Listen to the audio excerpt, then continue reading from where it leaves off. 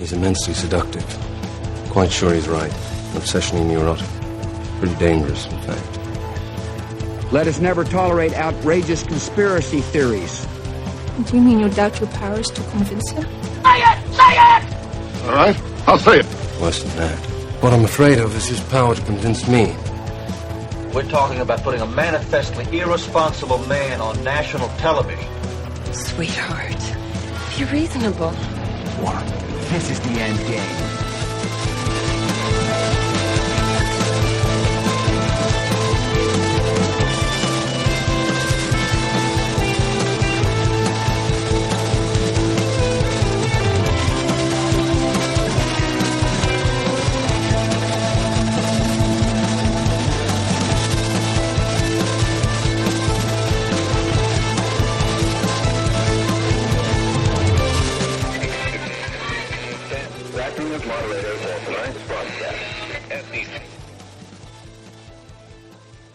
I mean, as long as you're reasonable. You have to be reasonable. We have to be reasonable. Thank you very much. You don't know that I'm going to even do it. You don't know. I may do it. I may not do it. I mean, nobody knows what I'm going to do. Chris, please explain to the normie we need to finish what we've started.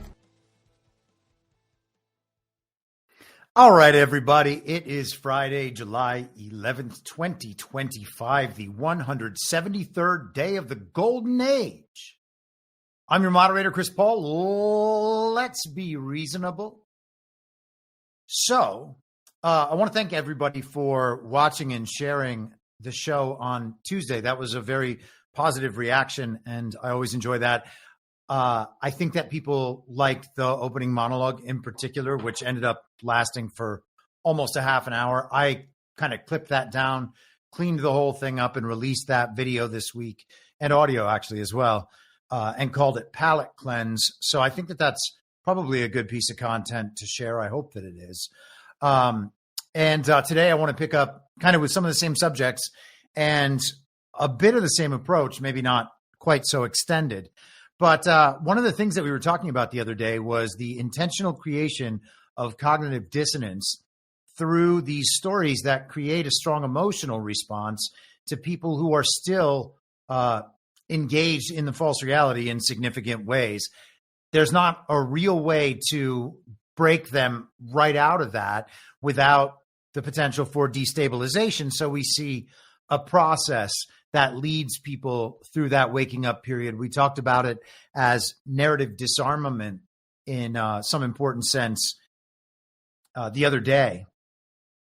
And I think that that's happening really often. And I wanted to, I was thinking about this phenomenon because I'm busy writing about a lot of the epistemology and having tried to wipe a worldview away completely and then, see what's left there. And I was trying to think today about what it would be like to find out in one moment, in an irrefutable way, that your entire world was not how you've known it. And I thought that, at least I'm not adopted, so I don't know what that feeling is. But I imagine that kids who are told that they're adopted for the first time, having never thought about even the possibility. And so I'm not talking about like white parents raising a black child or black parents raising an Asian child. I don't know if that's ever happened, but that would be funny. I'm sure it has happened. The odds are that it has happened. But just imagining how jarring it would be to one day find out that these people that you've spent your entire life believing are your parents are actually not your parents. They wanted to take care of a child, and thank goodness there are people out there like that. But your parents are someone entirely different, and you have no idea. Now, the only routes you have into the reality as you've always known it are pulled up. They're just yanked out, and you got to figure out how to plant them somewhere else because you're in a different reality. You just get shunted into this other universe that you didn't know existed. And I don't know if there's another instance of that. I didn't spend a lot of time thinking about it after I came to the adoption thing. You might be able to find more examples. I don't know if you could find one that's more jarring and immediately reversing of your understanding of reality than that one as a young person. Or I suppose it could probably be pretty jarring as an adult too. Imagine getting told that you were adopted at like 60 years old. That would be so strange. So anyway, I didn't keep going on about it. There's very few things in a person's life that are more significant to forming an understanding of reality and an understanding of who we are, I would imagine, than who your parents are, where you actually came from. Okay, so the destabilization would be immediate there. Now, we know people are able to recover from that sort of destabilization, but what if that happened 100 times at once when you were 60 and it overturned your understanding of the entire world at one time?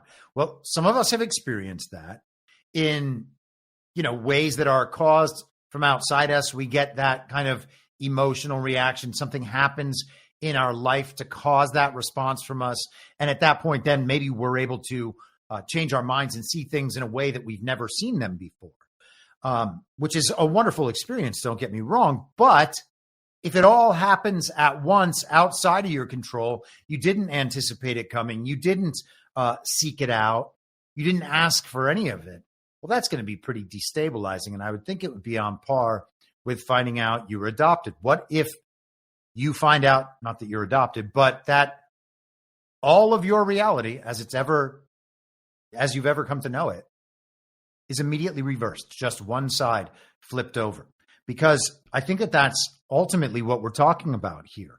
It's finding out you're adopted along 100 issues at a time, or 1,000, or the entirety of your knowledge. Everything you've ever thought about is different than how you've thought it. Okay. And I think that people are moving in that direction. I don't think it's going to be stopped in any case. Okay. Not anytime in the future, anytime in the near future, maybe a millennia from now. Maybe that sort of thing would reverse. But people are finding out that the reality was not as they knew it. And there are hesitations that people have. They'll be okay with it when it comes to a few subjects or many subjects or most subjects. And then there will be a few that they just can't let go of. It has to be this way. Otherwise, well, I don't know what the rest of it might be. And I'm sure we all have those. Nobody's fully awake, as I've said many times, certainly not me. I'm still in the relatively early stages of that process, at least in terms of time, and however awake I am, people can judge for themselves. But everyone is traveling in that direction. And I did the same thing the other day.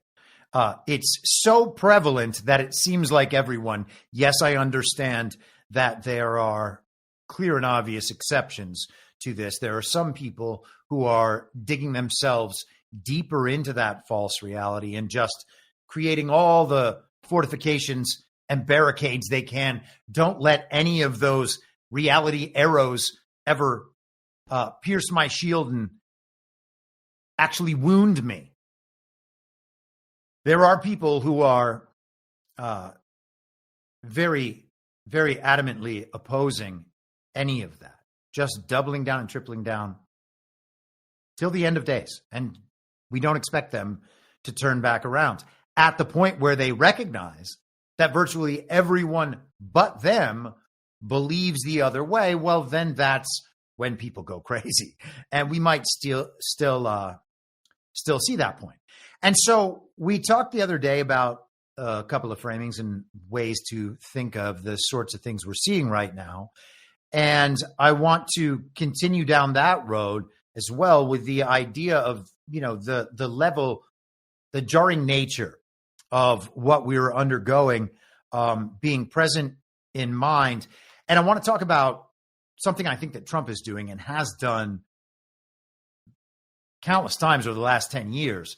But I think that we can see this in a number of the stories that I'm going to talk about today.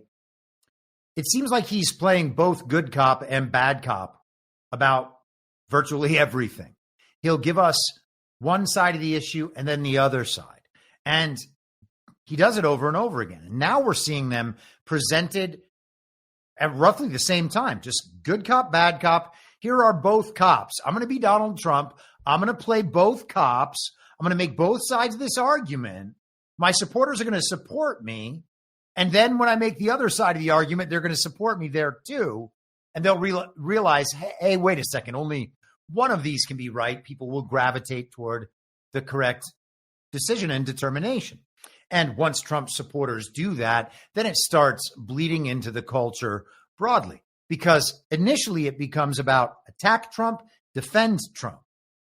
Once Trump takes the other position, well, then you can attack or defend Trump from either viewpoint, and they cancel one another out. So it becomes no longer about Trump. It becomes only about the viewpoint, right? I hope that makes sense. I was going to say, does that make sense? But, there's going to be the delay on the chat. I'll be sitting around talking about holding for processing just to find out whether or not it makes sense. I'm going to assume that it makes sense. So he's created a promotion of his position and an opposition to his position. And then he steps back and lets those things go at it, having already portrayed good cop and bad cop. And we've talked about this in similar terms for many years, because this is kind of, in some sense, what the point of the reruns always was. These stories playing out in cyclical fashion. And, they've had some very good, very convincing versions of these stories over the years. But over time, once you begin to recognize the PSYOP effect, well, then you see the stories a little bit differently, because once the reality factor is gone, it's like, wait a second, they're trying to pull one over on us. Why are they trying to pull one over on us? Right? Then the question becomes, who exactly is trying to hoodwink us, and for what reason, and how cautious should we be about the people we think are on our side while we can see them hoodwinking us? And I would suggest being as skeptical and cautious as possible here. So Trump, now at the same time, forget the reruns, forget the cycles. We're going back and forth in the same week. And I'm not saying that there's not a coherent through line underneath all of that where Trump is consistent in his view. And I would argue there is that through line. But in terms of a public communication strategy and the effect of that communication strategy, I think that through line is not, it doesn't refute the point I'm making. It's just the way Trump operates on the reality level and on the narrative level at once, and those things are in alignment. We talk about how he is adhering to the original Constitution while also being fully engaged with our system of government as it's set up now, if not for any formal, legal, real effect, at least for the way it's communicated and portrayed to the people at large, because that's part of the game. All right. You can solve it on the real level. And if you don't solve it on the narrative level as well and get people to understand their new reality, well, then at some point you're just telling them they're adopted. Okay. And then the whole thing has the potential for collapsing. What if you are the person who's resistant to understanding that, hey, I was in the wrong paradigm. Okay. I'm not just a little wrong about a few things. I'm a lot wrong about a lot of things. In fact, I'm exactly wrong about a lot of things. I think the thing is the opposite of what it actually is. Therefore, I'm doing the opposite thing that I should be doing if my goals are what I believe them to be, right? If your goals are to be successful or to be moral or any of these things. In the inversion, you are operating in favor of those goals, believing that you are approaching those goals while you're actually making yourself farther from those goals. Okay, you're moving in the wrong direction. I just lost my voice for a second. You're moving in the wrong direction, and you don't realize it. Okay, that's the important part. A lot of people believe they're moving in the right direction. I mean, we all do to some extent, or we wouldn't be going in that direction. We don't believe it's time to turn off our path. And that can be true even when we're wrong about everything. Okay. And so people who don't want to just accept that right away on their own, understand they don't know anything, just humble themselves and move forward in a different way. Well, then, however many of those issues remain by the time the musical chairs, this is like, it is exactly like musical chairs. If you're the person who's trapped outside and all of those things, you haven't found a comfortable location yet, the game's over. You're going to go nuts. And so I think that that's the point of this particular narrative move. And I'll also say then that I think what we have here is an acceleration of the cognitive dissonance that creates that emotional response I was talking about the other day. When you begin to feel unmoored, like the world is not how you thought it was, people are going to respond in different ways, but that response is happening more and more often. And I would say that the pace of that happening is accelerating as well. All righty then. How are we doing over on Rumble? And checking in Substack. All right. People are just beginning to perk up in the chat. Okay. Let us continue with a bit of the old MAGA versus tech talk. This is Steve Bannon from earlier today over on Getter saying pimping for the oligarchs against MAGA. And what we have is an article from American Greatness that I'm about to pull up. And the main picture of that article is J.D. Vance, and it looks like he is coughing into his hand or maybe giving a fist pump, but it's not a very aggressive one there. It's not a strong look for a fist pump. So, or maybe he's speaking into an invisible microphone at the AI Action Summit, but it is a very strange picture on the on this article here that Bannon's sharing. Let's pull up the article. And I think that potentially the fact that JD is pictured here has some bearing on the Steve Bannon post. Is he claiming that JD Vance is pimping for the military industrial complex? That is, and on behalf of the oligarchs, I should say, that is entirely possible if you ask me, because he is inextricably tied to this movement. And so the article from American Greatness is by a man named Paul Steidler. MAGA country thriving from tech AI investments, but risks abound. Okay, so this is from just yesterday.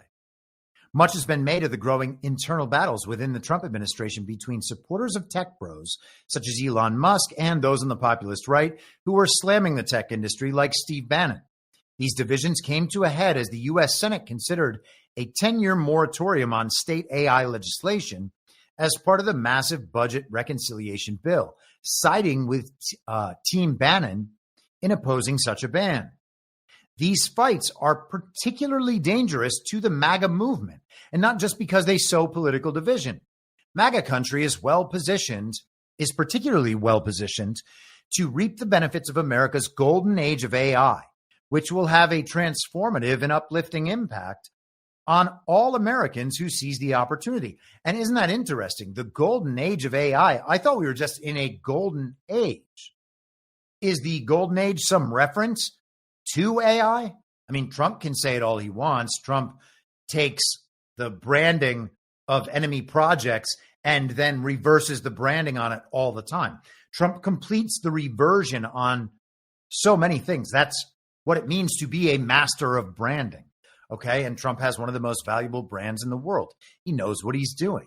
Okay. You take the brand as it is defined and reverse that. Understanding, by the way, that it was already reversed by the regime in that cycle of infiltration and takeover and revision. And so it's just coming back to what its abstract form would be, its platonic form, you could call it, even though we're talking about concepts here and not the form of objects or whatever. But the thing in itself as perfected in its ideals, okay? Maybe that's a good enough way to describe that. So the argument here is that Trump's supporters in these red states really, because it's not Trump's supporters, but it's red states, are going to benefit greatly from these tech investments, and therefore they are good for MAGA, and MAGA needs to realize that. Otherwise, it's potentially dangerous because the MAGA movement will be divided, and then we won't have any say whatsoever. We can't fight against the tech, or we will have no say whatsoever. That should be an understandable message from this side of the issue. Vice President J.D. Vance, the administration's leader on tech policy, understands this, and his intervention may be the only thing that can bridge the growing divide. What is J.D. Vance doing, having gone to Steve Bannon from Peter Thiel onto War Room to announce that he truly was MAGA, which is how he got elected in 2022, or so we're told, because, of course, the elections are fake. And we know that the midterms in 2022 were a disastrous and fraudulent election. I mean, they're fake elections, okay?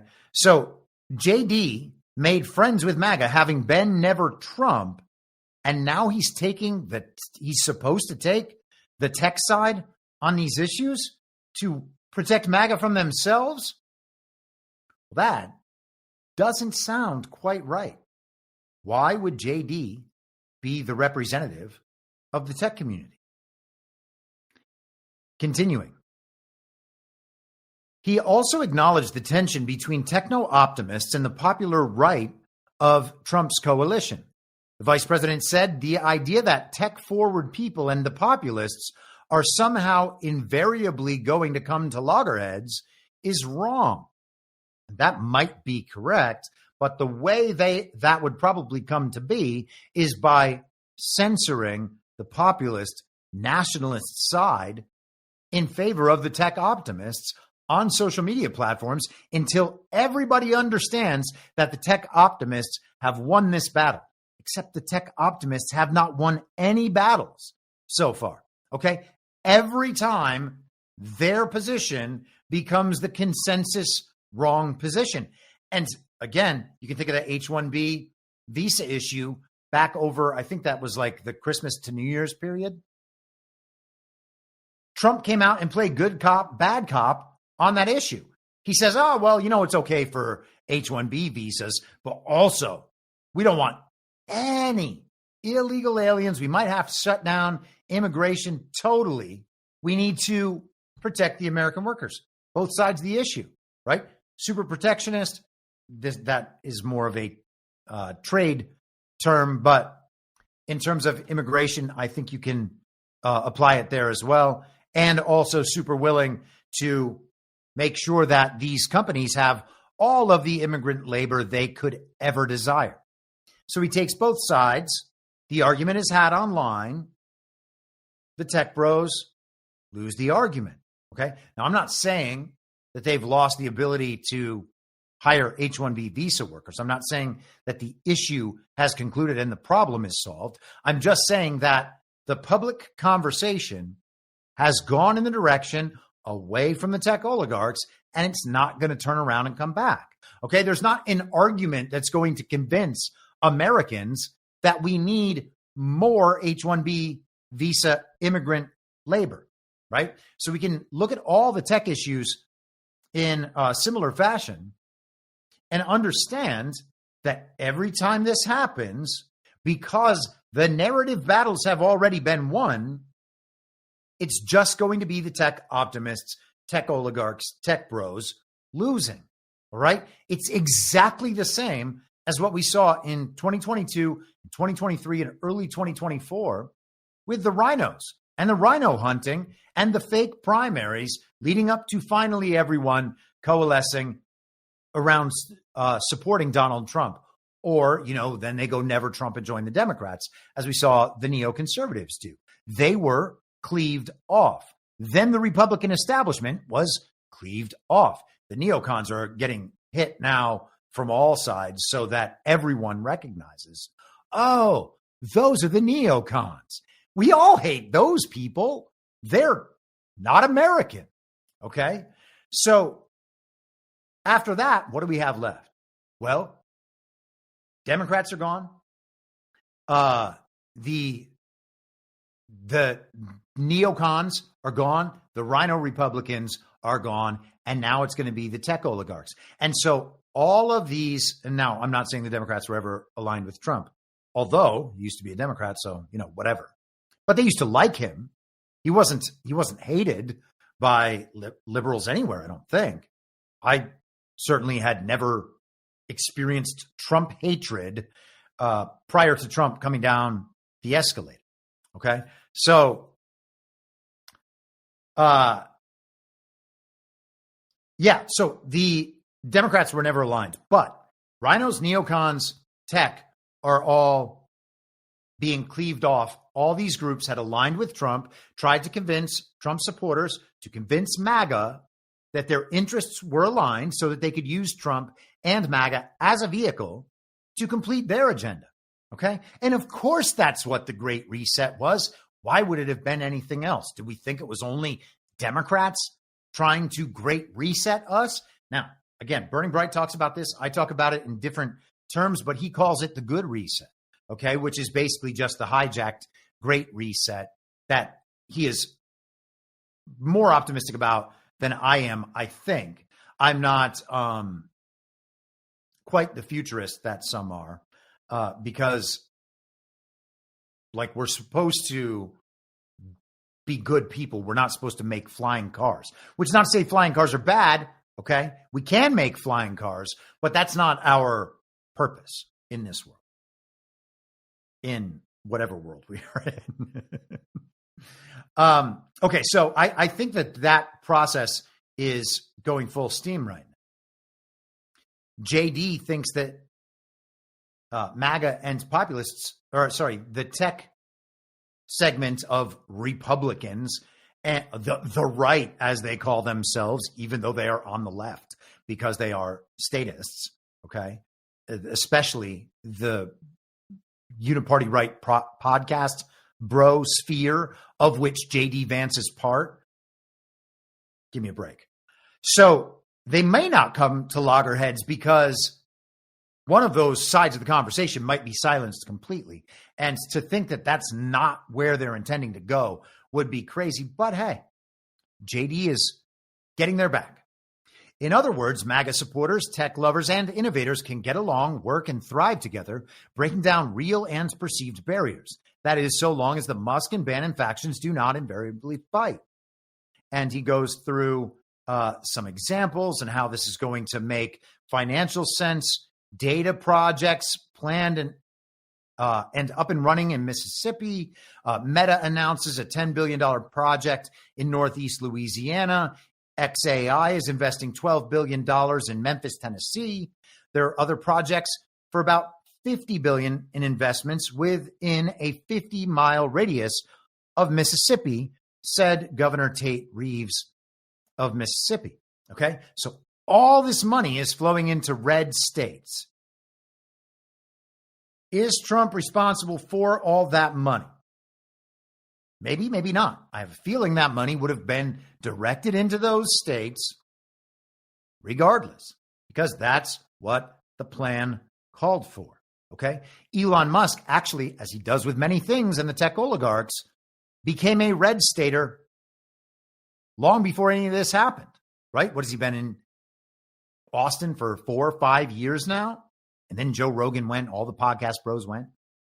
So Elon, again, was the early adopter of one of those things, and then he can carry the brand. And when that brand goes bad, well, there's no one better to kill it than Elon Musk. So all this money is coming into these red states. We are supposed to believe that because these red states elected, quote unquote, Trump in overwhelming fashion in a fake election last year, that if there is something good that happens in red states, it is then necessarily for the benefit of MAGA. And why would anyone believe that? That's not how it actually works. Okay. I've lived in California and Texas, and they're the same. All right. The people are a little different. Everything's branded a little differently, but they're both clearly under regime control. Okay. And so they're pursuing different sides or different angles of the same agenda. So tech money being pumped into California and tech money being pumped into Texas is a wash if you understand the Uniparty and the Uniparty's grip on control. So should MAGA think that these tech investments in things that MAGA doesn't even want in the first place, generally speaking, are we really supposed to pretend that this is good for us? Of course not. This is a sales pitch. And we'll finish it out here. For the record, though, tech companies do not make investment decisions of tens of billions of dollars based on the political ideology of a state. Well, no kidding. Roger Wayner, Economic Development Director for, I think that's Amazon Web Services, AWS, said we choose locations based on electricity availability, access to renewable power, redundant power, stability of the grid, proximity to an existing cluster of similar projects, and a welcoming community. The location process is always arduous and highly competitive. So they're not choosing based on whether or not MAGA is nice to them and whether they're in a red state or blue state based on the results of a fake election. Wow. This brings us back to the populist tech bashers. It is one thing to raise concerns about a company's or an industry's practices, but it is reckless to demonize them. Okay, I guess we'll just take your word for it. On June 2nd, Steve Bannon branded big tech the most dangerous thing in the country and has smeared tech leaders as evil, sociopaths, and narcissists. Many folks in the heart of MAGA country disagree, and it would do Mr. Bannon some good to visit and talk with them, as though Steve Bannon doesn't personally know Elon Musk and a countless number of these people. Steve Bannon is tied in with everybody. It's so crazy that people are like, oh, he's got a difference of opinion. And the problem is he doesn't know any of these people. He doesn't know what they really have going on and doesn't understand how good it'll be for his MAGA supporters. No, he understands. He understands. Why would you ever think he doesn't understand? Okay, so we're worried. We're supposed to be worried that all of this is going to divide MAGA. We cannot demonize the tech oligarchs, or they're going to be mean to us, like we are mean to them, even though the article also states that they don't make their decisions based on political ideology, which means they certainly don't care what our opinion is, okay? If we don't want them or not. If we want to urge Trump to reel it back when it comes to these AI and tech projects. I'm all for all these projects as drainage vehicles, and I think that's what they are. But then that would indicate they're probably going to get rug pulled at some point because Trump isn't actually as tech positive as he has been portrayed because of his approach to this very issue, okay? The tech and MAGA divide. The people are going to have to figure that out for themselves, hence the cycles of reruns, hence the good cop, bad cop. Over time, you get both sides of the whole thing. And the people having figured it out for themselves will then allow Trump to move forward down the path he must go, okay? And this pattern is present on every issue in the MAGA agenda. And we've watched this play out and take place over the last decade since Donald Trump came down that very famous escalator. Okay, let us continue. Where are we? Okay, let's take a moment. This is a couple of minutes long, and I'll stop it a few times, but I want to play the entire thing. This is Curtis Yarvin on a recent podcast.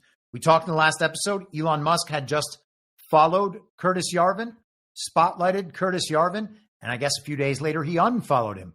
What does it mean? Hard to say. But here is Yarvin. Oh, there's a great piece that I've sent to, some of the people that I know that are involved in the transition. There's all sorts of people milling around. Name one. There. Name one. Wow. Name one. Well, I definitely know Mark Andreessen, and so I sent this piece to Mark Andreessen.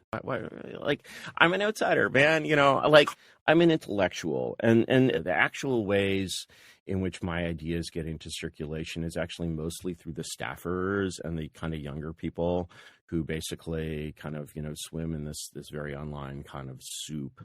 I'm on very safe ground, despite not knowing him well at all, that someone like J.D. Vance believes essentially in the common good. And the idea that government should serve the common good.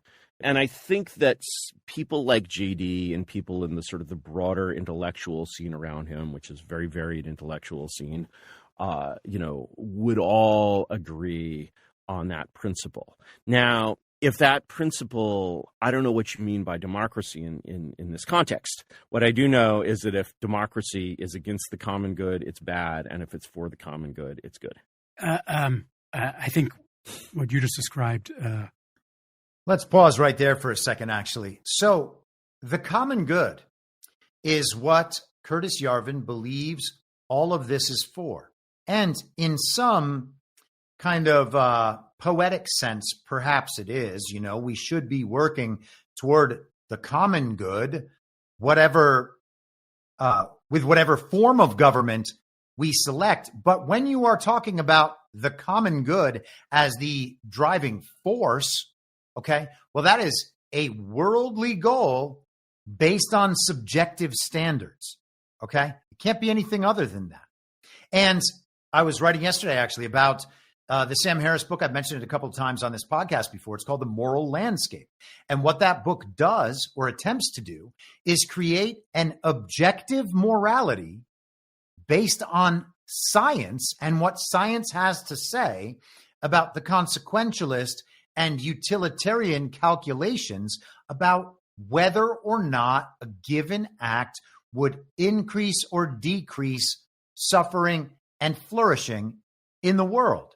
Okay, so science is going to decide that. And once science has decided, well, then we have an objective moral truth because it was derived from our authoritative source. The science has spoken. Now we know what is morally good. Okay, the objective standard used to be what God commands, and the objective standard used to be what God commands.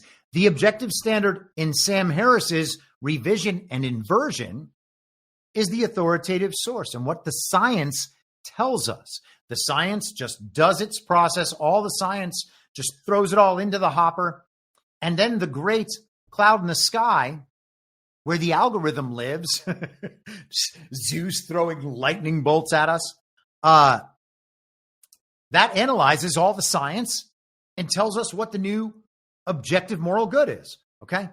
Except the science changes all the time, and it tells us that it changes all the time. And if that's the case, then the objective moral truth would be changing constantly. It could change 1,000 times. How can you have 1,000 different objective moral truths about the same question? Okay, that's not possible. So what it is moral relativism under the guise of an objective morality that then serves everyone. Okay, that's nonsensical. That's exactly what Curtis Yarvin is talking about. And it's worth noting that Curtis Yarvin went to Brown. He says he's the most right-wing person in any room he's in, I'm not even convinced he is right wing. He just might be the most decentralization oriented leftist. Okay. His grandfather was Yarvin is a secular, Jewish, scientific materialist. His grandfather was a communist who Yarvin believes helped defeat the Nazis on behalf of the United States of America. Therefore, that commie is a hero. Okay. Now, Yarvin will tell you he's not a commie, which is fine. But what then is the common good? And who's determining the common good? And how are they going to see to it that the common good is realized across culture? Okay. So all of a sudden, the goals actually sound a lot like the regime's goals in the way they were always described from the left point of view rather than the right point of view. Okay. And so then what you see and should realize is that the mainstream opinion is being reversed. All right. And it's not, or I should say the mainstream perspective is being reversed. Okay. Now, instead of having everything approached from a center left, a uniparty left perspective, we're going to have everything approached from a uniparty right perspective. And they're going to sell that to the public. The public will believe that they've corrected course in their culture, and then they can just start the whole cycle over again. Again, that's the Great Reset. That's the regime plan. And to think that it would be anything other than that, I believe, is silly. Of course, they're going to take two approaches. They have two brands or more than two, but all of these brands of the same thing, they're going to be on offer. We'll see what people accept. We'll pit two of them against one another broadly. Everyone else will divide along those lines and find their true camp, right? There's people with different opinions in the Democrat Party, people with different opinions in the Republican Party. But at the end of the day, they're on one side or they're on the other side. And the various personal tastes and opinions about issues become totally irrelevant. What does Curtis Yarvin mean by the common good? Let's continue. Might be something that Peter Thiel would agree with. And there was... I think a progressive could agree with it. And there was reporting that I saw in injuries. Man. Intellectual scene around. I just ruined that. In terms of the place on the video for those listening. Peter Thiel could get down with that. And then Yarvin says, yeah, I believe a progressive could get down with it. Hey, guy, that's because Peter Thiel's a progressive. Okay. And that's why he hired you, though you think you're not a progressive. One of Yarvin's seminal writings, one of the things that you would read if you are first approaching Yarvin is his message to progressives. Let me see if I can actually find what exactly that is. I want to get the title correct. An open letter to open-minded progressives. Okay.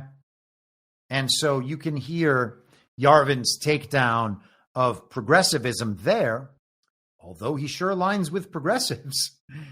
Okay, let's keep going. Where they published some emails, I think, between you and the right-wing provocateur, Milo Yiannopoulos, where you talked about watching the 2016 election with Peter Thiel and referred to him as fully enlightened. What would fully enlightened have meant in that context? What fully enlightened for me generally means fully disenchanted. When I look at basically what the kinds of people that I know, is he being played by Pauly Shore? This guy, man, he is redefining the word enlightened right now to mean someone who is disenchanted with what Yarvin calls the cathedral, which is kind of the centralized mouthpiece of the regime, academia, media, etc. I don't think Yarvin takes that far enough. I don't think he understands where the top of the regime is. I believe he thinks some of their centralization among a progressive ideology that has seized control of these institutions. I don't think he sees things as a top-down centralized control system worldwide that all operates together, and therefore a more accurate model for the cathedral, as Yarvin describes it, would encompass all of that. But he doesn't do that.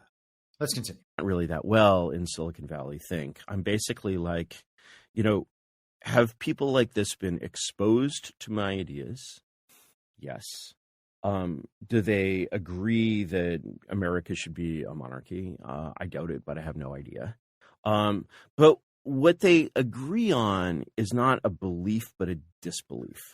So I think that when a person who lives their life within the kind of, sort of progressive bubble, liberal bubble, use whatever term you like, of, the current year, looks at the right or even the new right or whatever, you want to call it, I think what's hardest to see is that what's really shared is not a positive belief, but an absence of belief. Basically, we don't worship these same gods. We do not sort of see, the New York Times and Harvard as like divinely inspired in any sense, or we do not see their procedures as ones that sort of always lead to truth and wisdom. We do not think that the way the U.S. government works, really works well or seems to be perfect in any respect. Again, it's one thing to understand that those outlets aren't perfect. They're not the word of God incarnate in a paper. That's not the same as understanding that both sides of the media are involved in pushing the same agenda. And again, I don't know how. I have to assume that he is covering for these ideas. That the way the U.S. government works, really works well. Or does anybody believe that the U.S. government works well? Okay. That means we're being told that we need to change our form of government and embrace a monarchy. And maybe it just is a monarchy. Maybe we're just under military rule. We probably always have been. And maybe that's the only way of the world. Okay. And we'll talk about that a little bit more later on. But again, if you don't understand why the government doesn't work well, you've kind of missed the whole thing, right? It's not because the form of government couldn't work well. It's either because A, government is an illusion for the people in the first place, or B, we need to then switch the system rather than understand that the system has been infiltrated and inverted. Let's continue.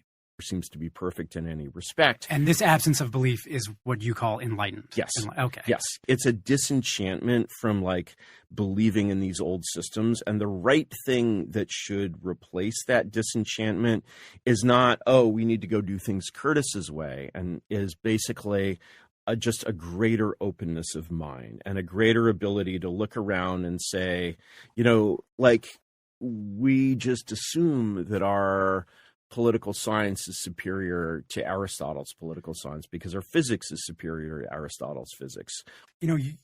Your ideas are ones that have been pointed to by people in real positions of power in the Republican Party.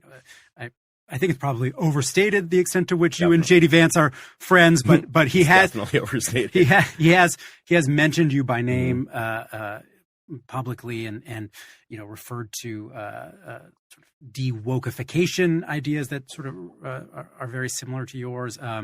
You've been on Michael Anton's podcast, and Michael Anton has been sort of tapped by Trump to be high up in the State Department, talking with him about how to install an American Caesar. Peter Thiel, a major Republican donor, has said, you're an interesting thinker. And so let's say people in actual positions of power said to you, Curtis, we're going to do the Curtis Yarvin thing. What are the steps that they would take to change American democracy into something like a monarchy? My honest answer would have to be, it's not exactly time for that yet. Because what I see happening in DC right now, nobody should be watching this panicking, thinking I'm about to be installed as America's secret dictator. And I don't think I'm even going to the inauguration. Were you invited? No. Gosh, man. It's not time for his plan yet. It's got to happen after 2028. We're going to have that conversation again in 4 years once the uniparty right and the tech oligarchs have installed their guy. That's when it can get done. So, again, there is Curtis Yarvin. Elon Musk unfollowed him this week. Beth in the chat says the joke on Twitter was that Elon unfollowed him because he was not Indian enough. That's certainly possible. Okay, let's continue with the tech world for just a few more minutes. This is Donald J. Trump on Truth Social a couple nights ago. I am pleased to announce that our great Secretary of Transportation, Sean Duffy, to announce that I am directing our great Secretary of Transportation, Sean Duffy, to be interim administrator of NASA. Sean is doing a tremendous job in handling our country's transportation affairs, including creating a state-of-the-art air traffic control system, while at the same time rebuilding our roads and bridges, making them efficient and beautiful again. He will be a fantastic leader of the ever more important space agency, even if only for a short period of time. Congratulations and thank you, Sean. Now, I think that it's kind of interesting that it went under transportation, and there are other qualities that Sean Duffy has besides his title, and he's a TV character, so maybe that helps out in whatever is to come next at NASA, okay? Or I guess there's at least some possibility that if we are being told the truth about how much industry is happening somewhere in the sky, if that's true, and we're talking about NASA as a transport infrastructure to what's happening in the sky, or at least a regulatory body over that, or whatever NASA ends up becoming, well, maybe at that point, then it's like shipping, like trucking, okay? And if we thought of it that way, from the sky to down here on the ground, all of it encompassed in space, which is all around us everywhere, that would be an interesting reason to have it under transportation. That is purely speculation, okay?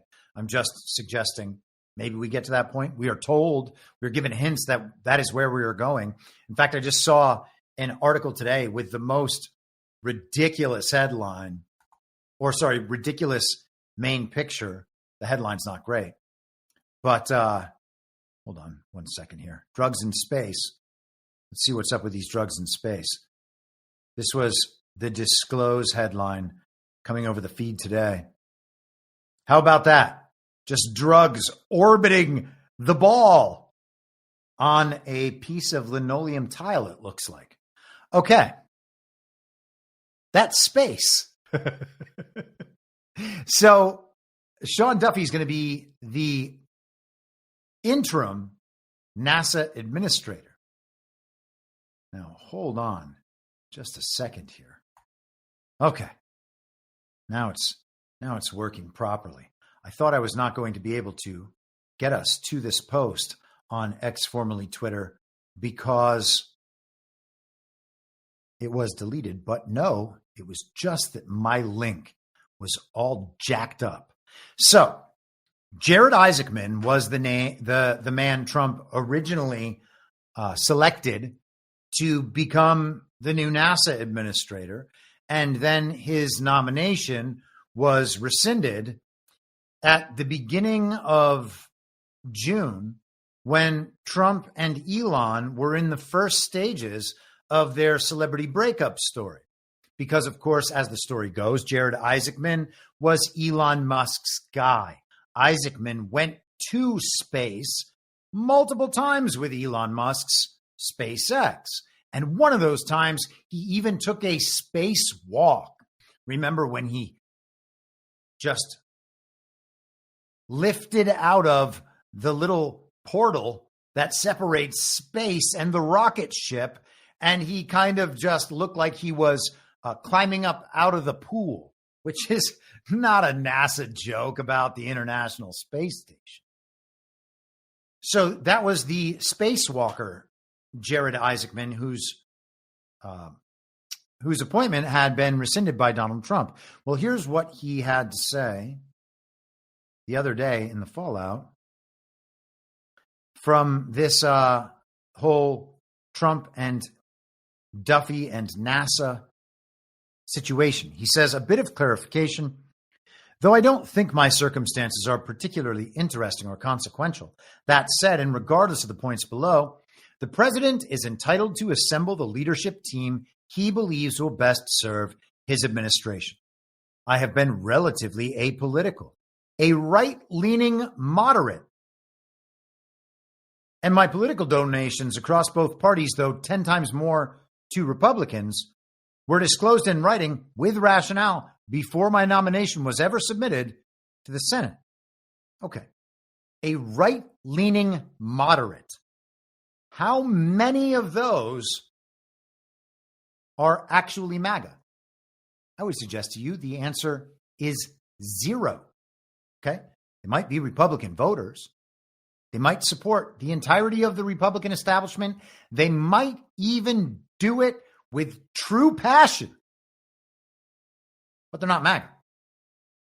That's what it means to not be MAGA. No Trump supporter, no person who has discovered what America First actually means against this global regime that has been running this country for our entire lifetimes, okay? Understanding the true opposition that exists there, you would then no longer identify as a right-leaning moderate. Could you imagine me calling myself a right-leaning moderate? I'm not a right-leaning moderate. I don't even believe that moderate is a thing, because when you recognize the sides, it's one or the other. There's no moderation in there. It's just people trying to create a personal brand based on what they're for and against. And that is all a calculation of how it's going to work reputation-wise within their social class. Okay, so you're not MAGA, bro. You're a crypto guy who says he walked in space. As for the perceived conflict, I only know Elon professionally, but having flown to space twice on SpaceX rockets, I have a firsthand appreciation for what he and his companies have accomplished. It is also worth pointing out that SpaceX remains the only way American astronauts have been able to travel to and from orbit since the space shuttle was retired in 2011. What happened to NASA? I hold, and by the way, I think that General Quast is going to eventually take over NASA. I don't know that to be true. He hasn't said that's going to be true. He has just been mentioned as a potential Trump nominee, and I would totally support that. I think that Trump rebranding NASA with General Quast leading it would be fantastic. NASA can do other things besides figure out how to get us to Mars. I hold no direct, or this is Isaacman again, I hold no direct or indirect equity in SpaceX or in any aerospace or defense company for that matter. Like all nominees, I signed an ethics letter and would have honored it. Personally, I don't regret anything. It was an honor to even be considered by the president. I loved DC and my brief time in the arena. The real disappointment is the time lost by senators and staff who invested 6 months into a confirmation process that was ultimately withdrawn. Who gives a shit about the time lost by senators and their staff looking into the background of the NASA administrator? Why don't you apologize to all of us, Jared Isaacman? We took our time looking into you too. But we're not senators. I know we're not senators. And you have to kiss ass with these senators because you need something from them, obviously. I'm sad for the senators and their staff who missed out on the extra time they could have spent figuring out how to create laws to screw us. They were busy doing a background check on a spaceman. This leaves NASA without a confirmed leader for what may stretch on for over a year. Oh no, that is not ideal for the world's most accomplished space agency. Well, why not? They haven't gone to space. They haven't taken anybody to orbit in 15 years. Hopefully a new nominee will emerge soon as... Oh, wait, sorry. I didn't finish the sentence prior. That is not ideal for the world's most accomplished space agency or for America, especially as our geopolitical rivals move at impressive speeds to overtake our edge in the high ground of space. Ah, yes, the Chinese are coming. The Russians are coming to space, to beat us to space. And if we understand that to be the threat it was said to be 60 or 70 or 80 years ago, well, then we're going to get totally back on board with it. Yes, we are scared of the Chinese and the Russians and how they're going to beat us to space. Oh, it's exhausting. Hopefully a new nominee will emerge soon as NASA needs leadership during this uncertain time. Does it? NASA doesn't need to exist. I have been lucky to live the American dream, and if you know anything about me, you know this was never about political ambition, personal gain, or enriching others. Well, thank goodness you said that, or that's exactly what everybody would have thought it was. I love my country, and I care deeply about America's competitiveness and leadership in space. Yes, I'm sure you do. Now, I did not do this to simply besmirch Jared Isaacman, but I would say that is not an entirely sincere and authentic message, and would wonder about what his true intentions are. Now, I had a couple other Isaacman posts pulled based on the Chinese and their energy creation capacity. It was just blowing us away. The Chinese were setting up the equivalent of 3 nuclear power plants a day or something ridiculous based on how quickly they're increasing their electrical output capabilities. And Jared Isaacman is very worried about this. The Trump administration might not be doing enough. And if they don't do enough, then we're going to fall behind the Chinese and the Russians. They're going to create all the electricity and we won't. Now, again, energy resources are an extraordinarily important issue. Okay. We need to create more energy resources. I can get down with that entire agenda. But that agenda also seems to be largely propelled by this same segment of the population. And so we're getting now the pitch that we need to increase our electrical production dramatically. And maybe that's true. They talk about it being true for AI, but the same would be true of Bitcoin, of course. And these are potentially important technologies that we need to be aware of and that we might need to be prepared for. And this would be part of that preparation, assuming the truth of those narratives as we've come to understand them. And that's still, to some significant degree, unproven. Okay? If you are arguing on the basis that the Chinese and Russians are going to eat our lunch, something they want to do in all of these arenas, they're going to do it here and it'll just be another way. And to stop them, we need to do what the tech oligarchs say. That's not how that case should be made, okay? That is a sale of something they want to MAGA based on principles they believe will appeal to MAGA, but aren't even true. So it's really important to understand the style of argumentation being made here, okay? It is not a real concern that China and Russia are going to beat us to space. That is a niche concern among tech oligarchs. Again, I'm not saying the technological race is insignificant, and I'm not suggesting that the energy resources are not important.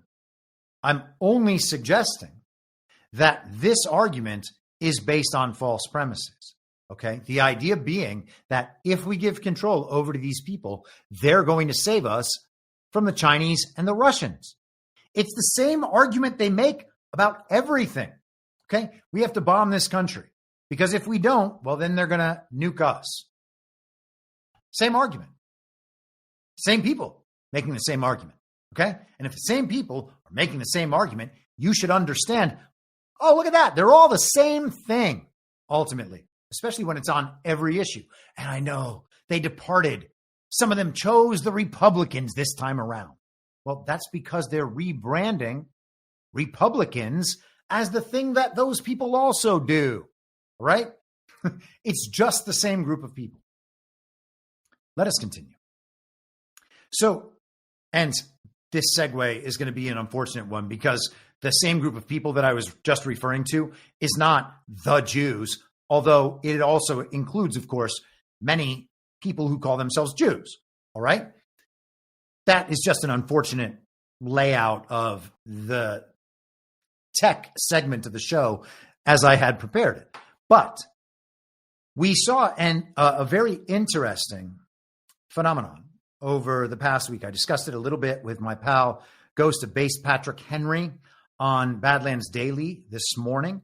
But we've had a series of events that I think we can see as part of a whole.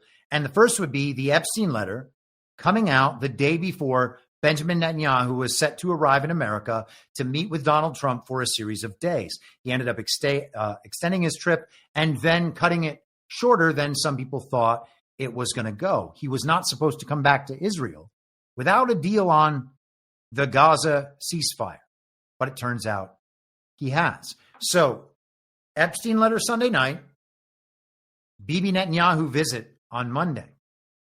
What were they going to do with the Benjamin Netanyahu visit relative to Jeffrey Epstein on Monday if the Trump administration, in an anonymous and unsigned letter, put out the claim that there was nothing left to see on Epstein? Now, we know Epstein Mossad connections, Epstein Israel connections, so that would then imply an Epstein Netanyahu connection. All right. And that could be used against Netanyahu to affect those negotiations. Okay. Because we are talking about Netanyahu as our boy Yuhu having separate motivations from what the normal identification of Netanyahu, a member of the uniparty right of the highest level of the regime.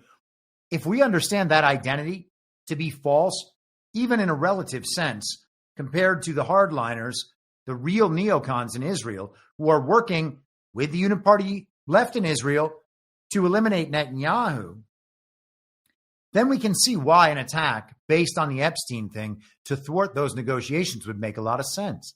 And because of that, we can see why the timing of the release of that unsigned anonymous Epstein letter, joint letter between the FBI and the DOJ, would have come out in one of the worst news cycle times along the worst news cycle schedule that you could possibly imagine.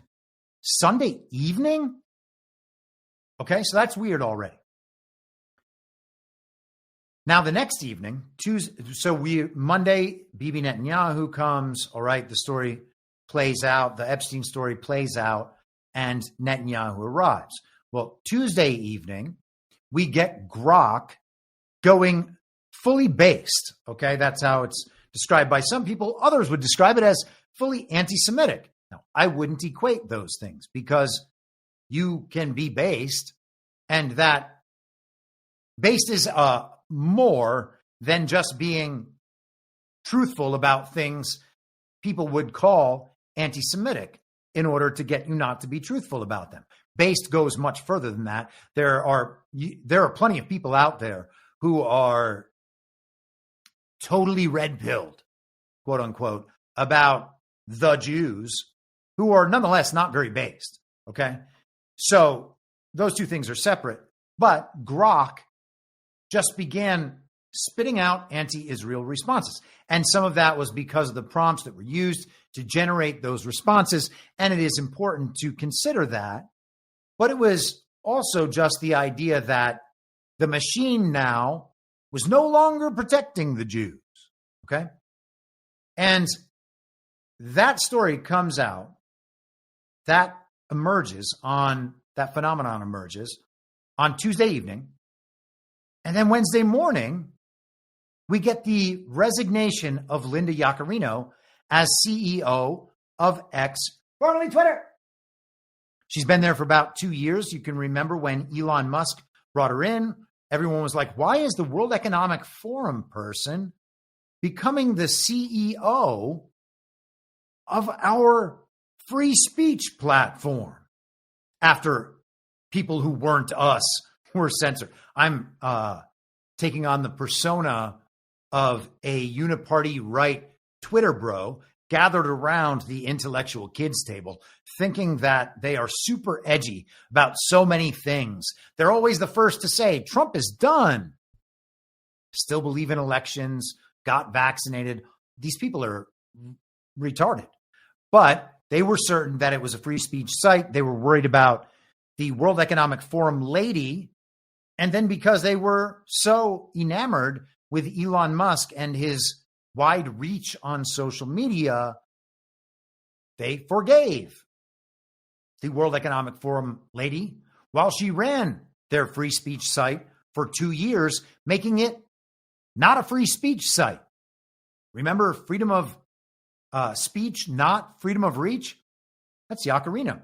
So this is the New York Times. Ex-chief says she is leaving the social media platform. In a post on X, Yaccarino said, when Elon Musk and I first spoke of his vision for X, I knew it would be the opportunity of a lifetime to carry out the extraordinary mission of this company. I'm immensely grateful to him for entrusting me. She did not provide a reason for her departure. So we can leave the story aside. I don't find Linda Yaccarino interesting enough to spend an inordinate amount of time on. But it's awfully interesting that she was leaving one day after Grok went super based and anti-Semitic and said to the world again, hey, remember how you thought Twitter was anti-Semitic and that's why the advertisers are leaving? And then Linda Yaccarino came in to make them all know that everything was okay. Well, it's like that again. It's super anti-Semitic. And now Linda Yaccarino, rather than arriving to fix things, is leaving. Now, what would have happened if, and then, by the way, the last part of that story is that Grok 4 came out that evening. So we had Grok going based. The next morning, Linda Yaccarino resigning from X, formerly Twitter. And then that evening, X, formerly Twitter, releasing the new version of Grok. What would have happened if Grok went totally based and anti-Semitic on that same evening when Grok 4 was released after Linda Yaccarino had already resigned? That would seem like Elon Musk is taking back control of X, formerly Twitter, and turning it against the Jews. And I can imagine that's how it would have been presented. And I think we were to explore it deeply, we could probably find places it was being presented that way. And we saw Media Matters the other day going after TikTok. It was a story from last week, but we talked about it on Tuesday. And so you would see the motivation to do that again on X, formerly Twitter, and then press for censorship. Censorship of the AI, but censorship of everybody. Remember, freedom of speech, not freedom of reach. It's already baked into the system. You're not even allowed to expect legitimate freedom of speech. You can only expect to be able to send your post out and probably not get suspended or banned from the platform, though they still do that too. Okay, so there's no freedom of speech anywhere in there. But the point I'm making is that I think now in two instances that you can kind of link together, you've seen this phenomenon where it's very likely something would have happened differently the next day if not for the story that came out to short circuit that thing the night before. Okay, that's a false start. We've talked about that for many years now. Alex Jones on pandemics, for instance. Oh, in 3 weeks, you're going to release the next pandemic. And then there's stories about the next pandemic and everybody's like, yeah, but that's fake. Alex Jones already told us about it. So that's kind of the effect that I am seeing here. And you can judge that for yourself. But we have talked for many years about the Trump is Hitler op, the pro-Hitler op that has been developing in the uniparty right segment of X, formerly Twitter, around the intellectual kids table for the last 2 or 3 years. And it's more just since October 7th, but there were a significant number of people in the info op already doing that thing before October 7th. And then it was just heightened and made more divisive after that. But they're not engaged with the entirety of the conversation. They're just doing the Twitter thing to get likes and follows. They're trying to win social credits and fiat tokens online and hopefully impress Elon Musk enough that he retweets them, and then their audience grows by leaps and bounds. Okay? So that op, the pro-Hitler thing, has been going on for quite a long time. And then this week, we get the announcement, and I'm sure it's been released, although it's not the sort of thing I'd bother listening to, of Candace Owens, formerly of the Daily Weimar, still kind of the same production that she had then, right? She left because she just couldn't deal with Ben Shapiro. She couldn't say the things that she wanted to say. She couldn't tell you the truth about Israel if she was working for Ben Shapiro at the Daily Weimar. So she moved just a little bit outside, just like Jordan Peterson amount of separation, still totally the same thing, but acts like it's not. I mean, Jordan Peterson is still definitely on the Daily Weimar. Don't get me wrong. He just has a slightly different branding than the rest of Daily Weimar. They're the political people over at Daily Weimar. And Jordan Peterson is just the wise sage who tells everyone how reality is exactly the way the television has always said it was. All right. So Candace Owens, super based and red-pilled. She's the truth teller about Israel. And now she's having Nick Fuentes on, who's like the truth teller of all truth tellers about Israel. It basically goes like Europa, Nick Fuentes, and then you start breaking into the mainstream and, you know, the rest of the Twitter op, the pro-Hitler Twitter op, and then you get into the mainstream with Candace Owens being one of the leading people there. And people would say that Tucker Carlson is as well because he's had Daryl Cooper on and, you know, argued a little bit with Ted Cruz about, you know, both of them intentionally misunderstanding what the Bible says. But the two of them coming out to mainstream Nick Fuentes and again launch the next phase of that pro-Hitler op that is meant to entrap Trump and MAGA. Okay, that's what it's meant for, right? You can think whatever you want about the Nazis and the Jews back in World War II. The Zionists and the Nazis were partners in a business venture to seize and set up the proxy state of Israel. Okay, everything that comes after that is subordinate to that fact. All right, the story, no matter whether it's true or false, has been used to remove any sort of nationalist or populist ideology from the conversation for 3 generations. That's an awfully long time. That's a very effective info op, okay? I don't care if you're making the same arguments as Europa and think the Nazis were the good guys because Hitler said he was going to give his people things, all right? You're just a socialist at that point, all right? And again, I'm not trying to hash out that argument. Like it if you want, okay? If you find it convincing, all good, but understand that you are still within the comfortable bounds of the controlled opposition with that viewpoint, all right? And when you understand the system of power to exist entirely within that controlled opposition dynamic, pressing the other side of it and mainstreaming it doesn't get you out, all right? All it does is fortify that side of the controlled opposition dynamic. And I would suggest that's what Candace Owens and Nick Fuentes were doing, all right? And so then that's going to cause a reaction from the side of the ADL and Media Matters and the rest of it, all right? So they would have been going after Netanyahu, blaming Elon Musk and Twitter for this outbreak in anti-Semitism, and then they would have 2 characters besides Elon to go after with all their hatred. And then we have the the virality of the pro-Hitler op finally reaching its effective form, okay? It was a fringe movement that they are now attempting to mainstream. And so I would look at all of these issues this week kind of in some combination, okay? These have commonalities that I don't think should be ignored. All right, so I mentioned Jeffrey Epstein. I just did some editing in the run of show. I think we should just talk Epstein right now. And people on Substack, I guess, we're having some trouble with the Rumble link.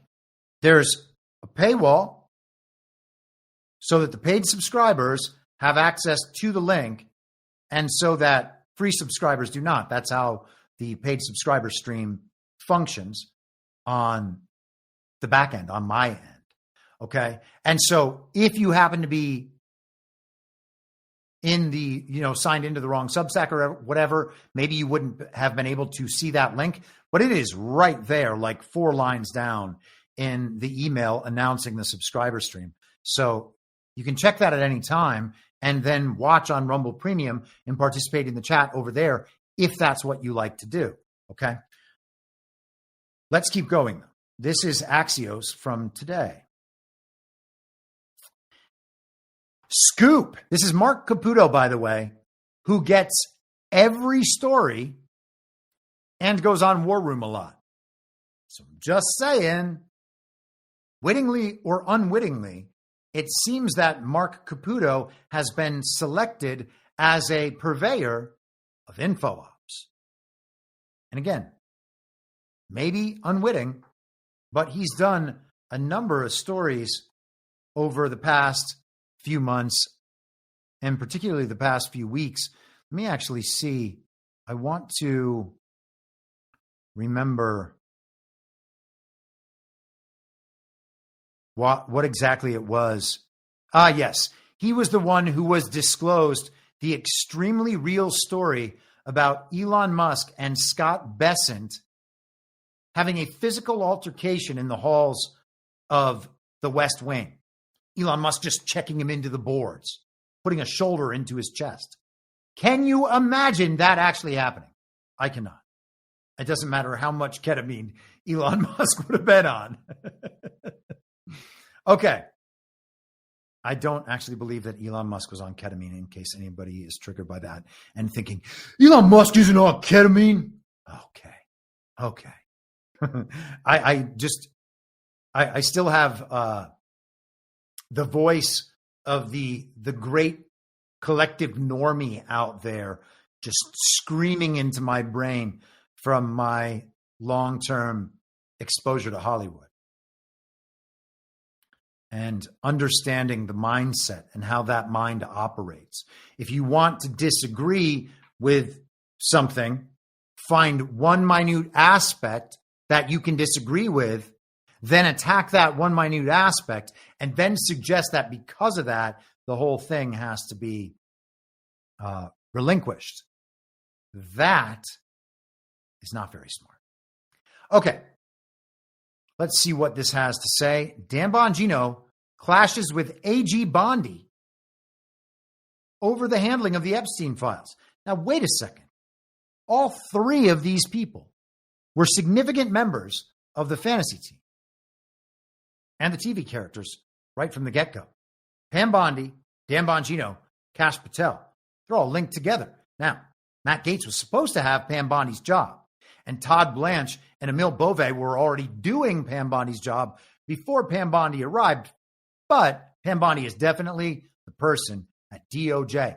Trump says she's doing a great job all the time. FBI Director Dan Bongino took a day off from work Friday after clashing at the White House with Attorney General Pam Bondi over their handling of the Jeffrey Epstein files, 4 sources familiar said.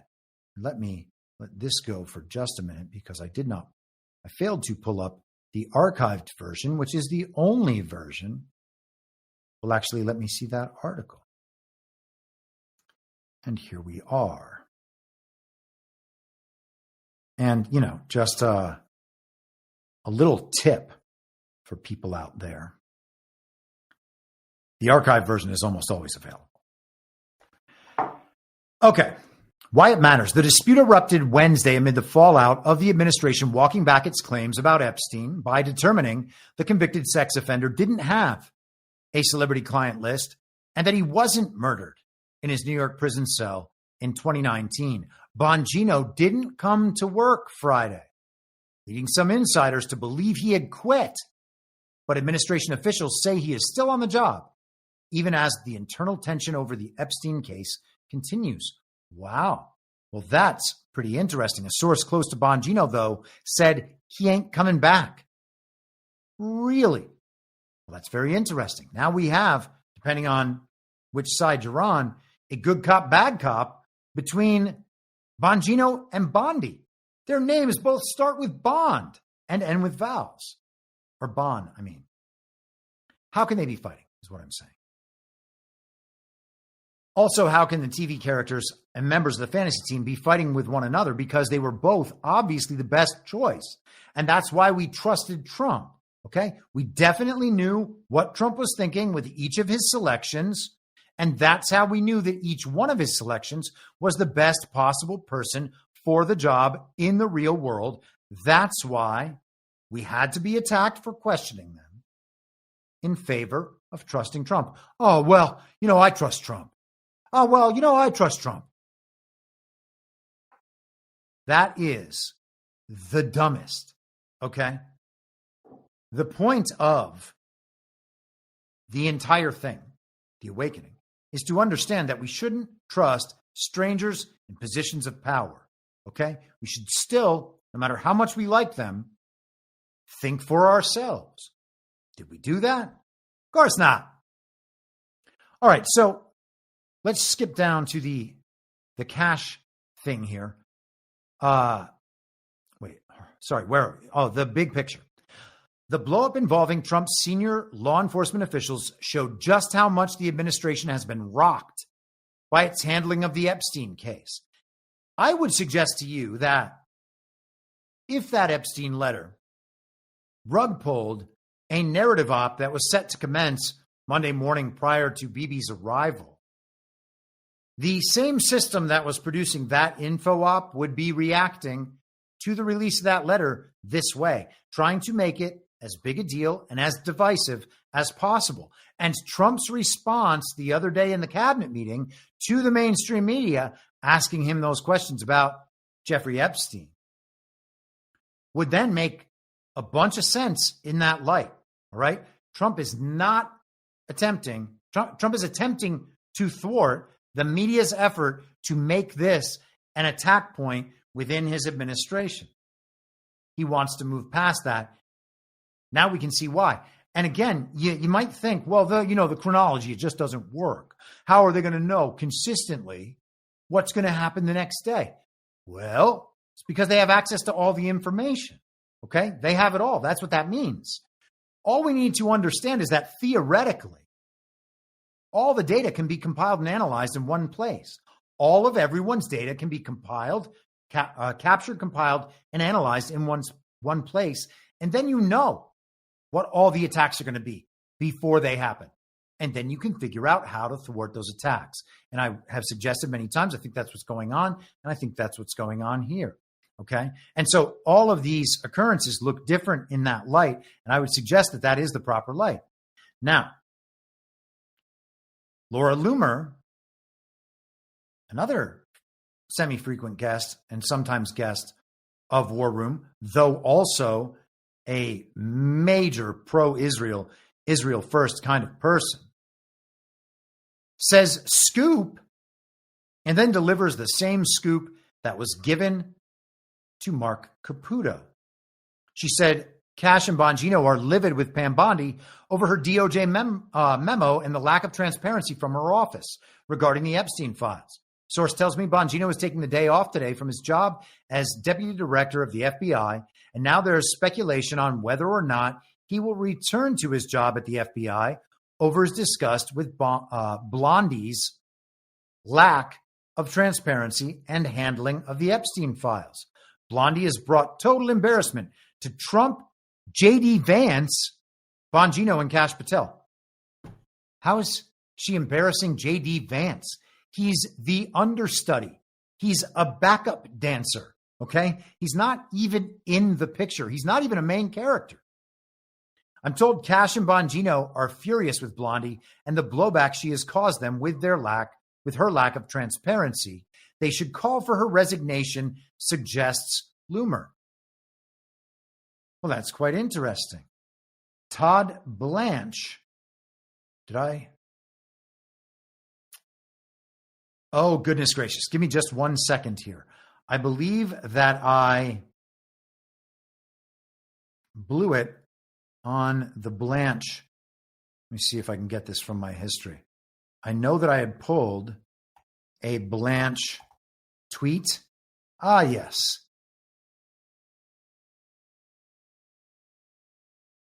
Here it is.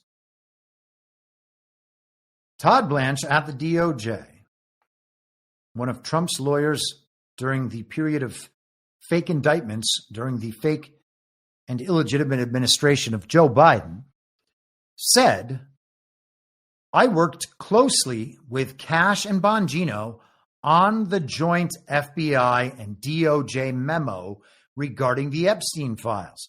All of us signed off on the contents of the memo and the conclusions stated in the memo. The suggestion by anyone that there was any daylight between the FBI and DOJ leadership on this memo's composition and release is patently false. That's incredible. We can assume that Todd Blanche is telling the truth. So he's saying that Kash Patel and Dan Bongino were fully aware of the contents of that memo before it was released. So then they can't possibly be mad at Pam Bondi for releasing that memo. It's not Bondi's fault that the memo was released. If anything, all this is starting to make Bondi look pretty good. Blanche doesn't mention Bondi.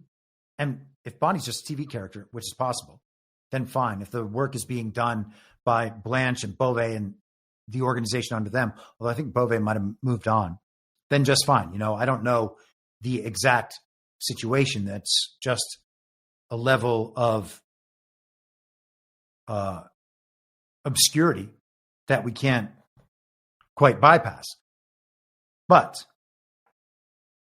if we assume that Bondi is running the entirety of the DOJ and this was assigned to Blanche and his people and Kash and Bongino to sort out before the memo was released, well, now they are committed to that memo.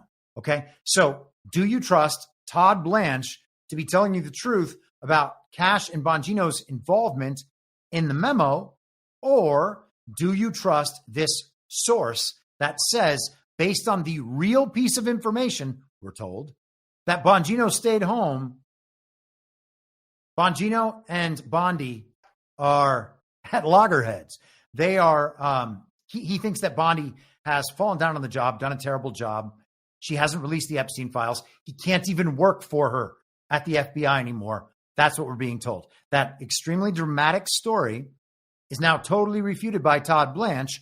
Was that story ever true? Chances that story were true are just about zero. So why was that narrative op run?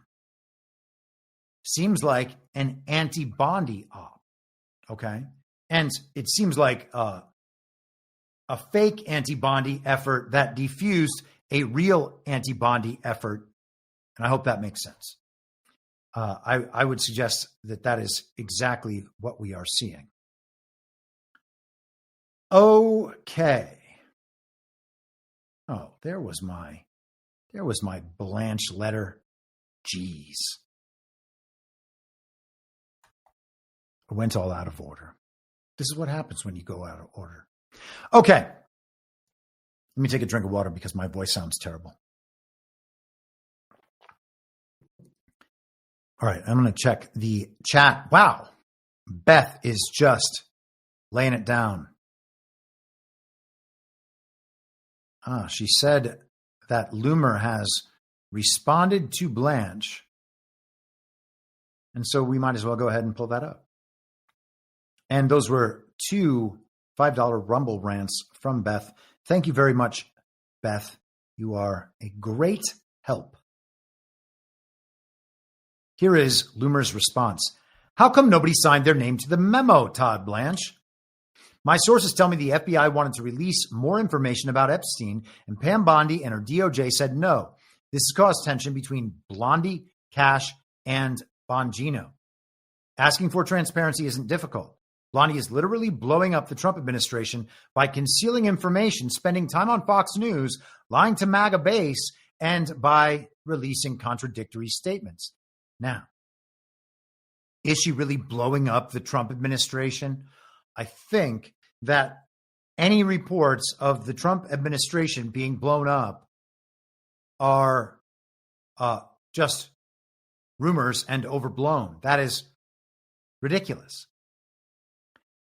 There is information that can be released to the that the public wants to see. Why was the memo released on a Sunday night on the 4th of July weekend with no official signage and no names of any administration officials? Good point.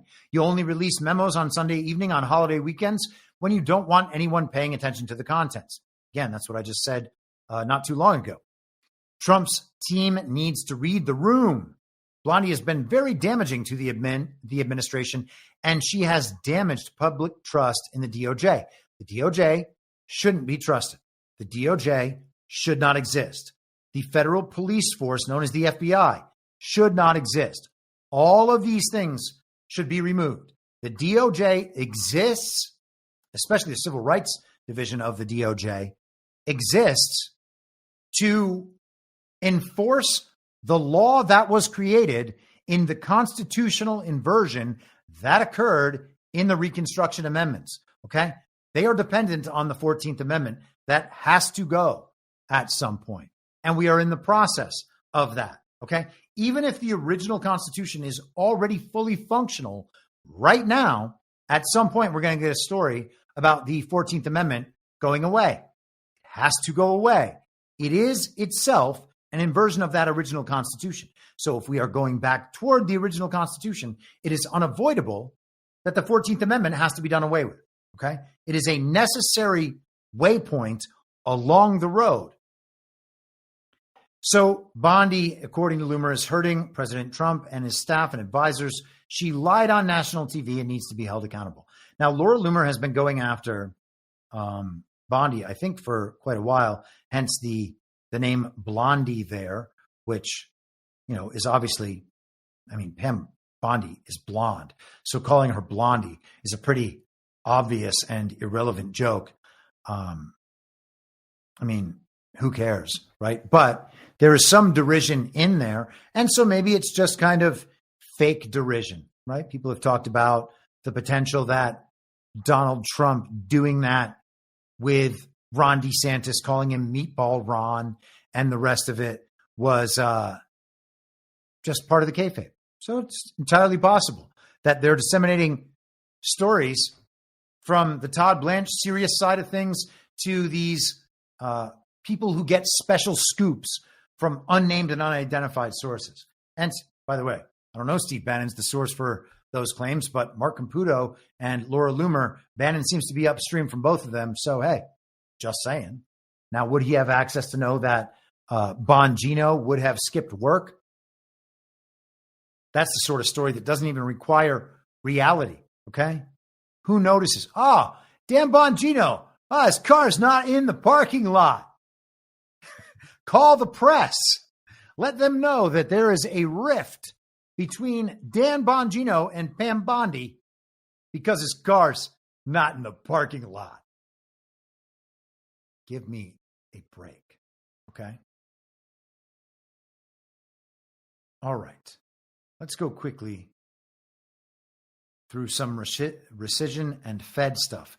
Man, oh man, I am not going to get to so many things. Holy moly. I could start a 3-hour episode right now. And I'm not saying I'm going to do that because I don't think my voice would last for another 3 hours. But in the meantime, Polymath Anon has sent a $5 Rumble rant. Great show as always. Hashtag Beth helps out. Yes, she does. APL does not. Well, that's true, but we can always have hope for the future of Una Panuna.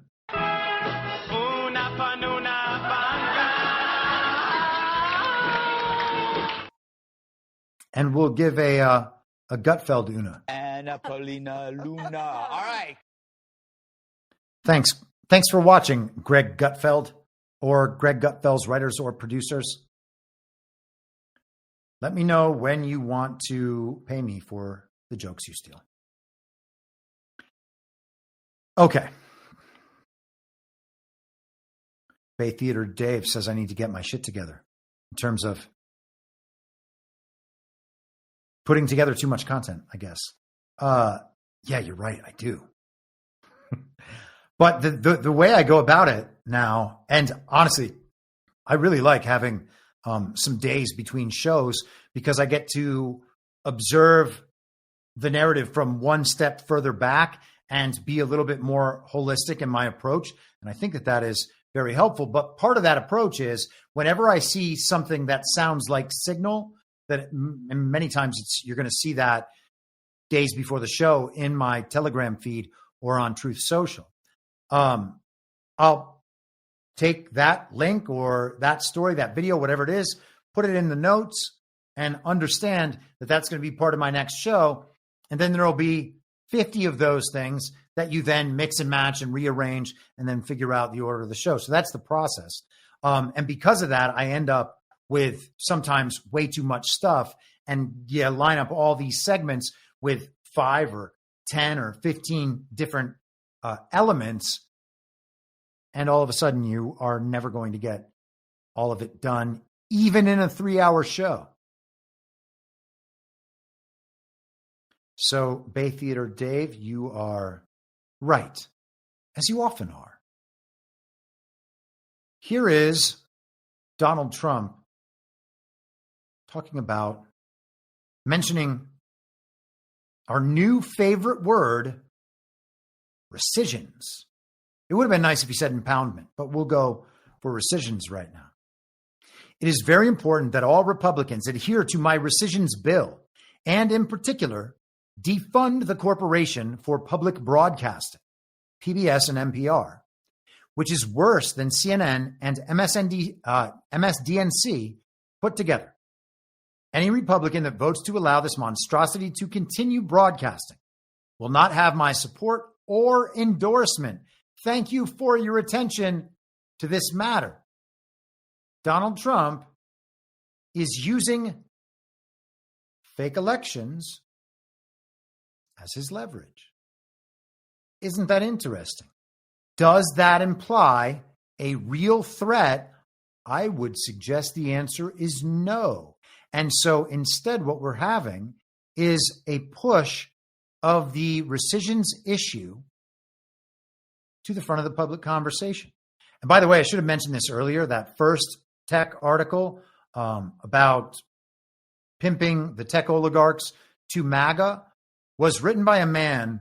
I mentioned his name at the beginning. I think it's Paul Steidler, who is a member of the think tank, the Lexington Institute.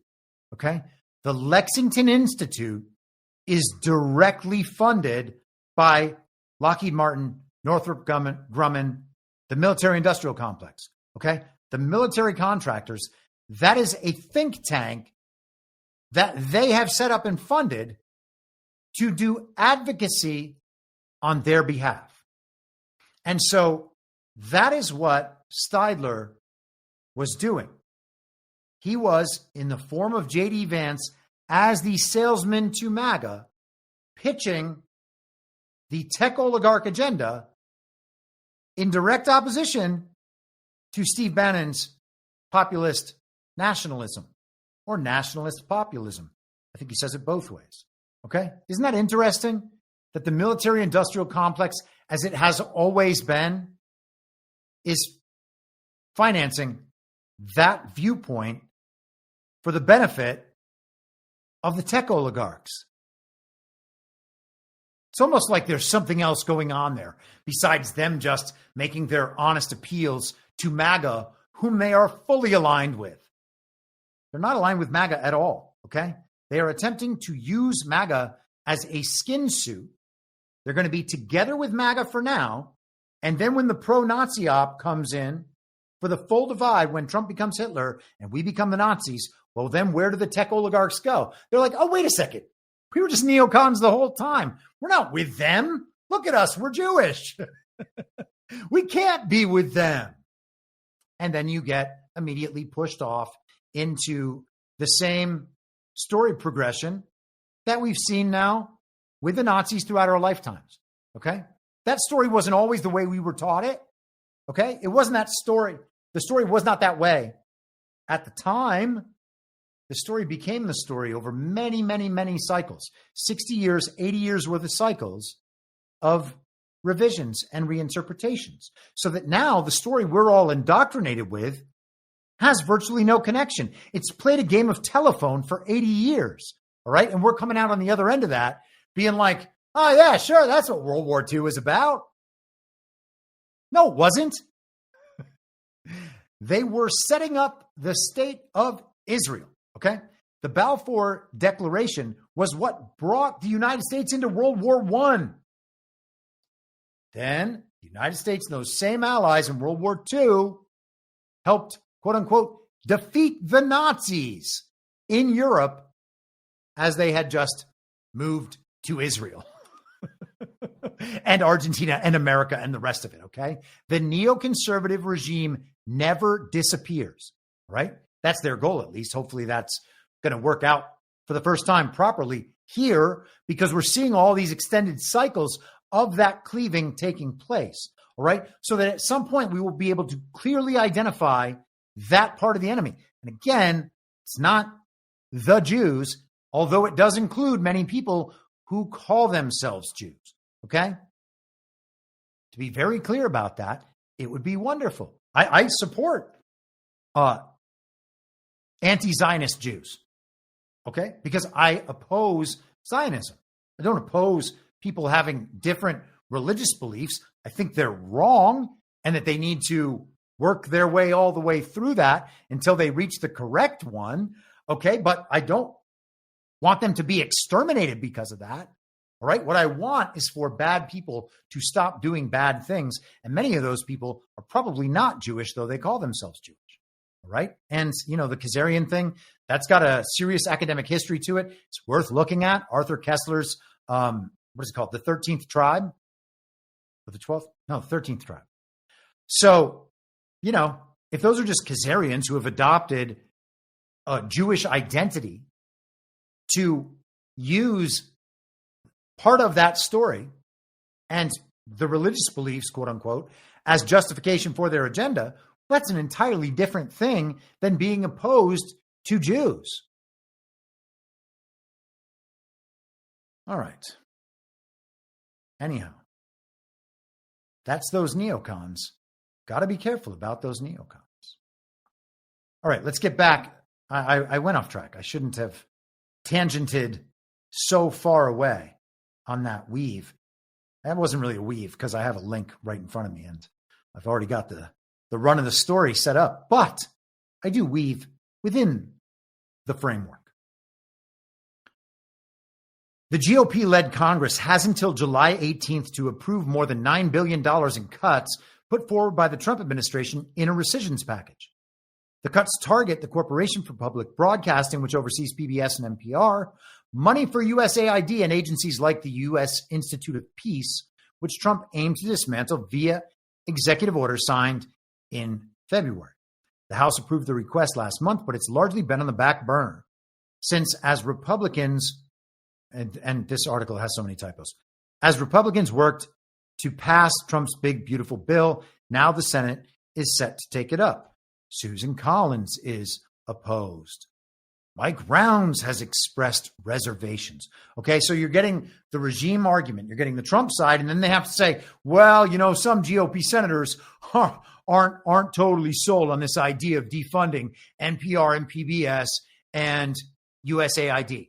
Really? Why is anyone in the Republican establishment going against Trump when it comes to the state media that propagandizes American citizens. They're not against that. Of course, they're not against that because the propaganda is on behalf of the Uniparty and they are members of the Uniparty. They work for the Uniparty, not for the American people. Their job is, as employees of the Uniparty, to market the Uniparty's agenda to the American people and convince the American people it is actually what they chose and in their best interests. Okay? And they have no choice anyway. So you got to have somebody selling it. And that's what they do. It's not the other way around where we tell them what we need and then they sell that agenda to the representatives of everyone else. It's just the global regime through the politicians and the media to us with the expectation that we ascribe to one side or the other of the controlled opposition dynamic within the Uniparty, right? Let's keep going. Okay, so when you think of rescissions and impoundment, you think of Russ Vought, or at least I do. Here's Russ Vought on X, formerly Twitter, yesterday. Chairman Jerome Powell has grossly mismanaged the Fed while continuing to run a deficit since fiscal year 23. The first time in the Fed's history, the Fed is way over budget on the renovation of its headquarters, now up to $2.5 billion, roughly $700 million over its initial cost. These renovations include terrace rooftop gardens, water features, VIP elevators, and premium marble. The cost per square foot is $1,923, double the cost for renovating an ordinary historic federal building. The Palace of Versailles would have cost $3 billion in today's dollars. Unfortunately, Powell's recent testimony to Congress has led to serious questions that now require additional oversight from OMB, that's his office, in conjunction with the National Capital Planning Commission. Today, I sent the letter below to Chairman Powell to get to the bottom of this largesse. And so there is some suggestion that the Fed Chairman, Jerome Powell, has run afoul of the law by lying to an illegitimate Congress. Now, I'm not particularly concerned about the law there or any potential violation. That is not the way the story is going to go. The story is going to go, obviously, this way. It's good cop, bad cop, and a cycle of reruns on Jerome Powell. Will he be fired? Will he not be fired? Will he be fired? Will he not be fired? Will there be a shadow Jerome Powell? Will there not be? Goes back and forth and back and forth and back and forth because we're told that if the bad thing happens, well, the markets, they're just going to revolt. And Trump can't have that. What's going to happen if the markets revolt? And all of that is dependent on us believing that the markets are not manipulated all the time for the benefit of the institutions by the institutions. But they are that way. So all then we hear, whatever. I was going to go one direction with that sentence, and then I kind of hit a brick wall, so I turned a different direction. Now I've forgotten it completely. Oh, man, it's Friday. What the heck was I saying? Jerome Powell, will he or will he not be fired? The markets are going to react. And if it turned out that the markets were a function of actual free markets properly regulated, well, then that might be a concern, but that's not what it is. So the concern simply vanishes, as does the rationale for that argument. All right. So that is not what's restraining Trump from firing Jerome Powell. Right? It's not that the markets are going to react and that Trump fears the markets. It's that it's not time yet. Why is it not time? Well, because the adjustment needs to be made under Powell so that the scapegoat who has been prepared will be the one to be slaughtered. Okay? The effect will happen under Powell, so it doesn't happen and would then be attributed to Donald Trump. Now, we don't need to worry about that, because we are looking well past whatever emotional response we might have to the financial adjustment. I don't think we're going to have a collapse, but adjustment at some point that is inevitable. All right. So where is the cause of the problem assigned? The media is going to assign it to Trump.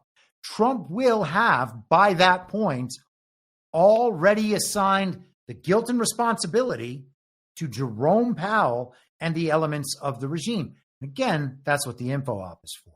He plays both sides, and we can see an example of that right here in this CNN article from earlier today, what Trump's increasingly aggressive attacks on Powell are all about. And I just want to focus quickly right here.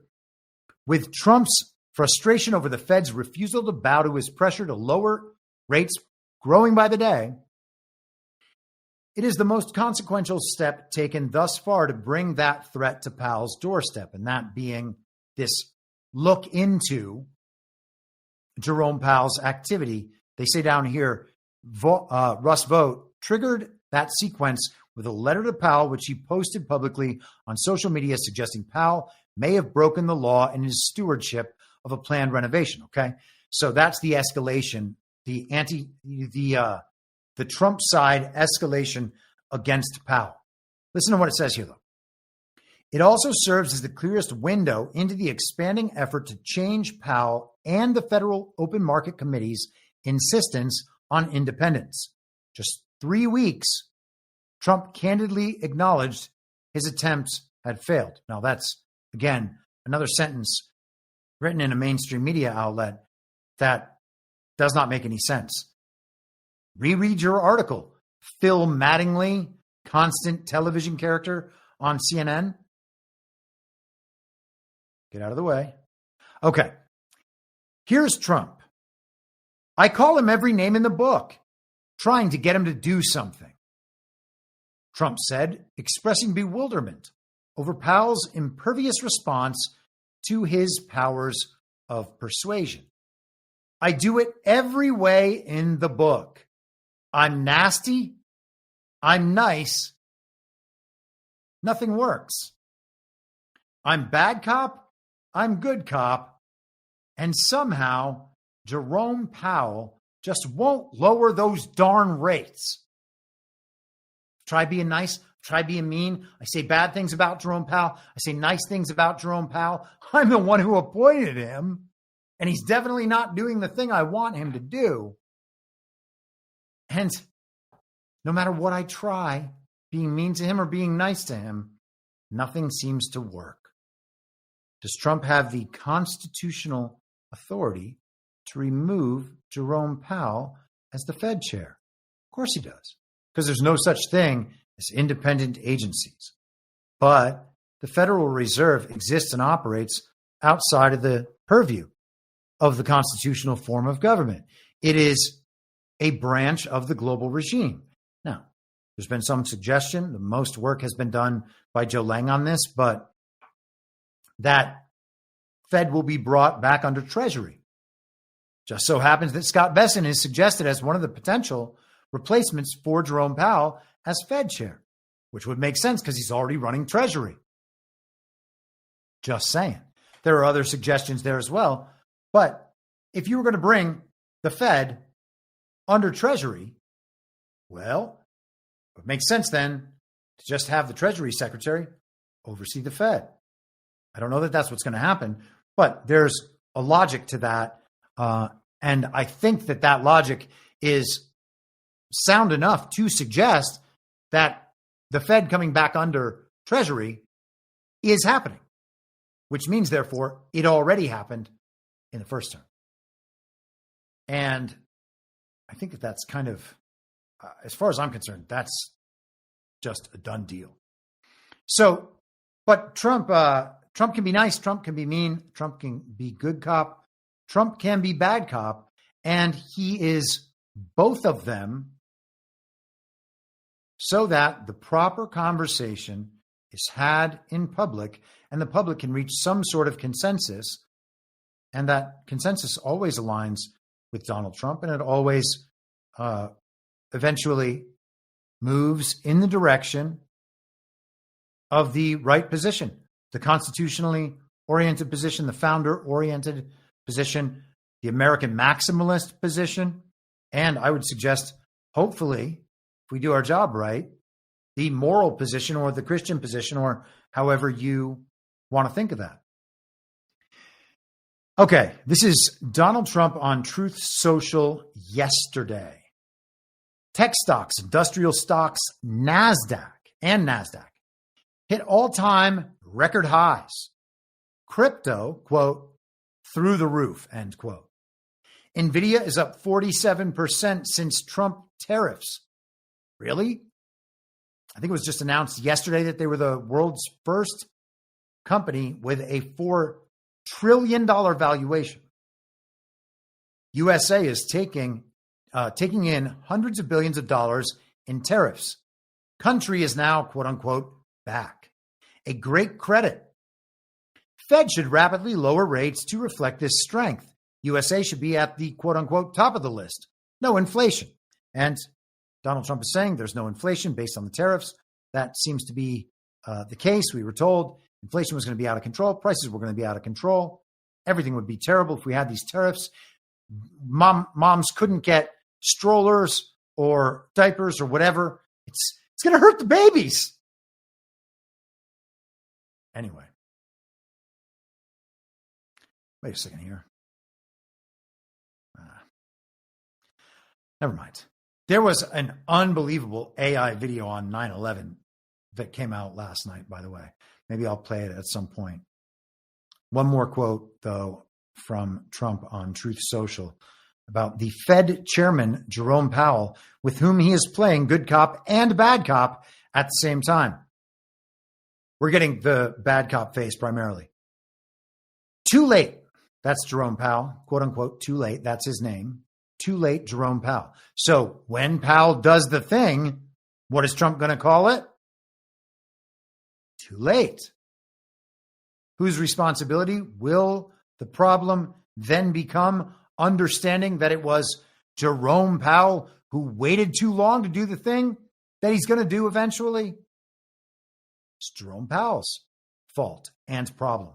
It's the Fed's fault and problem, but it is not Donald Trump's. Now, again, people are like, well, you know, if Trump's actually the impetus and the motivation for all the timing and that problem occurs, well, then it's really still Trump's fault on some level. Is it? The regime could have come clean about everything and relinquished control and solved these problems without creating these huge adjustments and huge problems. So from that standpoint, it's hard to see as Donald Trump's fault. Also, the people aren't driving him to the places he needs to go because we're too busy trusting the plan at a level. The people who understand what is happening or what might be happening or have tracked this thing closely, as I would suggest I have, Badlands has, and all of you have. Many people in that broader truth community orbit are not willing to press Trump in directions because they're too busy trusting the plan and making sure that everybody else trusts the plan, which just means whatever the TV shows, we're going to analyze it or play match with it online and find little number patterns. We're going to do Kabbalistic numerology online and tell you what your future is. Hey, it's divination. You dorks. It's so silly. Anyhow, the point is, we could be moving ahead on that timeline, and then Trump would be moving forward more quickly because the public is already aligned with where he needs to go. All right? That's what gives him the opportunity. We have to blow that hole in the enemy's defense wide open so Trump can bring everyone else through. All right? That's what we got to be doing. And instead, we're like, man, I hope Trump decides to bring those people through sometime soon. We're just waiting on that. You're just waiting on the entire project to be finished before you think about maybe you got to do something on your own? Really? Seems odd to me, but what do I know? All right, let us continue. We are through the Jerome Powell section. We are still not in or through the John Brennan and investigation section, nor are we into the purge of the State Department, nor Netanyahu's visit, nor weapons to Ukraine, nor the Secretary of War, nor the BRICS meeting, and the tariffs and the tariff letters. So I guess you can weigh in the chat and let me know which you would prefer. But I'm going to start with the John Brennan thing because there's some truly enjoyable video along with that segment. Did I just actually move on from Jerome Powell? I moved on from Jerome Powell too quickly. Let me finish this up, and then we'll get into John Brennan. Too late demeans the great credit of the USA. We are now again the number one credit in the world. Giant comeback, quote unquote. The Fed rate should be reflective of this. We should be at the top of the list. Lower the rate. That's pretty incredible. We have the number one credit rating, so we are the country most likely to pay back the Federal Reserve, and therefore we should be charged lower interest rates. It's quite an argument. How did we get there? Tariffs, return to actual market-based trade, a decoupling from our production capacity, being permanently housed in other countries and paying dividends to the regime rather than America. Yeah, I'd say all of those things would probably make America a better bet when it comes to our fiscal health. So a lower credit rate, or a lower interest rate based on good credit only makes sense. But too late is not going to do it. So when it finally happens, the problems will be too late's fault, and the people having the problems be the enemy people, because our side primarily has already gone through those problems. 2020 caused so many of us to adjust. And there's a lot of Republican normies out there who have not adjusted, so they are excluded from that thing. They're still going to have the adjustment to come because they haven't prepared for any of it. They haven't even been attached to reality this whole time. All right? The people out there supporting Ron DeSantis, talking about J.D. Vance 2028, supporting Ukraine, supporting Israel, not able to get down to the roots of any of these problems and understand that down there, none of these things should be supported. Okay? Every time you support those things, you are supporting an enemy agenda. And if it was a good agenda, if it was only the good twin being helped, you got to wonder why we're not being sold that story by those people if they wanted our buy-in. Okay? Now, Trump might be the catalyst for the movement in that direction, and he hasn't said it yet. But Trump is analyzed differently than everyone else. And I think that that is entirely justifiable. Okay? He is at the top of the information stream, even if there's a level above Trump in terms of military control, and Trump is a public-facing communications strategist for that thing, who is then the avatar of our government and represents the change mechanism. Even if that's all Donald Trump is, he is still ahead of the rest of the information stream because he's retrieving it directly from that source. And again, all this is worldly stuff, which means all the worldly priorities have to be looked after and aligned with and taken care of on an ethical, a moral, a godly level. Okay. All right. Let's get into John Brennan.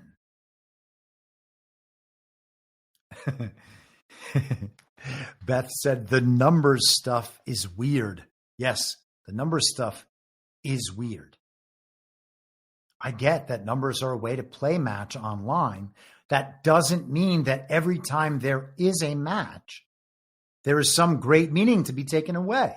And that it means Patriots in control or Patriots control the entire media. I'm not saying those things aren't possible, but being able to find a match online is not proof of that. Okay? It is the same thing as I remember, there used to be magazines, right? We just have websites now. And in the gossip magazines, they would always have the monthly horoscopes. Like, oh, well, let's see what my horoscope is.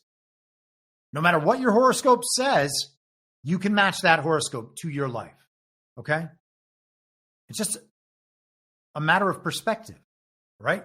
And if you took those 12 horoscopes and detached them from their assigned zodiac sign and just shuffled them and mixed them up and then reassigned them, they could go in any order and you would still find that that horoscope matches your circumstances. You would still retroactively align and believe, oh yeah, I was already thinking that. That's what it's designed to do, okay? And if you can find a match with the meaning detached, just the same as you can find a match that implies a meaning, well, then you've actually found nothing, okay? And analyzing things in a narrative basis, in a real world basis, and a moral basis is eminently more sensible. In fact, it's the only valuable thing. The playing the match is not valuable at all right? And, sooner or later, it's going to be one of these things. And people are like, well, why are you being mean to the people playing match and decoding? I'm not being mean. I'm saying that is a clear waste of time. Do we want to spend all our life on all the wastes of time that exist within the political oeuvre of America? I don't want to do that.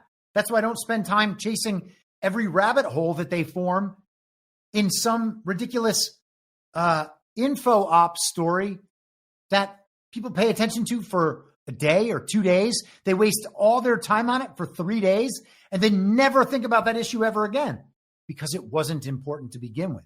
It had no potential to be important in the future. All right. It was never important at any time. Why would we spend our days chasing down a rabbit hole on a story like that? And that would only be because we are addicted to the soap opera and we can't get ourselves out of it. And we've lost our ability to discern what parts of the soap opera have relevance in our life and which don't. In fact, which parts aren't even of the soap opera, which parts suggest a connection to the real world and to our real lives. All right.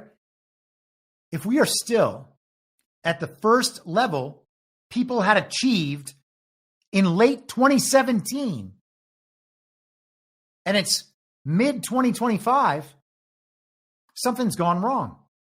All right. Are we going to play match forever? And if not, then when does the matching end? Oh, it ends when the plan concludes and we've won again. Okay. Well, what does that mean? Republicans are back in charge and we've taken down the deep state. Well, there's a lot more to do than that. At some point, we're going to have to move past this into just real life as we understand it in this new reality, which is the only reality we've ever known, minus the abstraction layer of that false reality over it. Okay. So I still have the same opinions on the Q-op that I had when I wrote a story about reality over 3 years ago, which is, it's a very important info op. I don't know who released that info op. Trump signals to that info op. I'm convinced by those proofs. It doesn't suggest the meaning of the match, except that Trump is publicly recognizing the info op. Could he do that with an enemy info op? Yes. And I've already cited multiple examples of him potentially doing that in today's episode. Okay. So it's entirely possible that he can be giving nods and hat tips to that op just to make people think about that op and the information it brings in a different way that is committed to Donald Trump rather than subversive of Donald Trump. All right. But we can't recognize that if all we care about is the matches. And so, the info op is a good info op or bad info op in its initial intent. It is what we make of it after that that determines what it is in reality. All right. If we take it as the catalyst for us to find out more about the deep, dark truths that have been hidden from us about how our society actually operates so that we might one day be able to affect it in an efficient and productive way so that we can have a change. Well, now we have a goal and a use, which I believe presents the QOP in the best possible light. And that is still a matter of how we use it. All right. So, I know there's some disagreement about that stuff, but I can't imagine there's going to be another direction. Sooner or later, the cycle must end unless it's psyops for all time. Okay. If it's just one group of Freemasons battling another group of Freemasons, all of us being hoodwinked in the meantime, and them fighting for which sect of Freemasonry gets to control us, well, then that is our condition. And to be outside that, we need to break out of that controlled opposition dynamic. And as I suggested the other day, I think what's outside of that is God. Okay. So that is then where we turn, which is why the Freemasons have their own weird thing about God, right? They all believe, commit to believing in a higher power. Okay. Is that God? Is it the Christian God? No, it's not. All right, then. What's your higher power? Oh, it's something that gives you worldly benefits. Okay, so that's the opposite of God. Got it, guys. Oh, man. Okay. Let us continue. Bay Theater Dave says, you're watching a scripted movie, Q. They never talk about what the scare quotes infer. And the scare quotes are around scripted. And I agree with you. I mean, what does it mean that all of it is just a show? Okay? If you're going to take that route, I'm not suggesting everyone be convinced of that viewpoint. On some level, we can see that that is true in kind of the simulacra and simulation matrix understanding of all of that. Okay. At some point, you understand that much of reality as you know it has been constructed on an abstract layer. Okay. Or a layer of abstraction. And so that makes up a scripted reality in some sense. And that is one problem to deal with.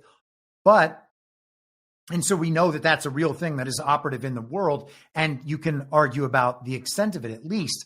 But if all of this is scripted, and this is all an info op and all a narrative rollout to get the country to shift opinions, well, then it still matters which direction they go, which is why we've had all these cleavings, these siftings that I have talked about even in this episode.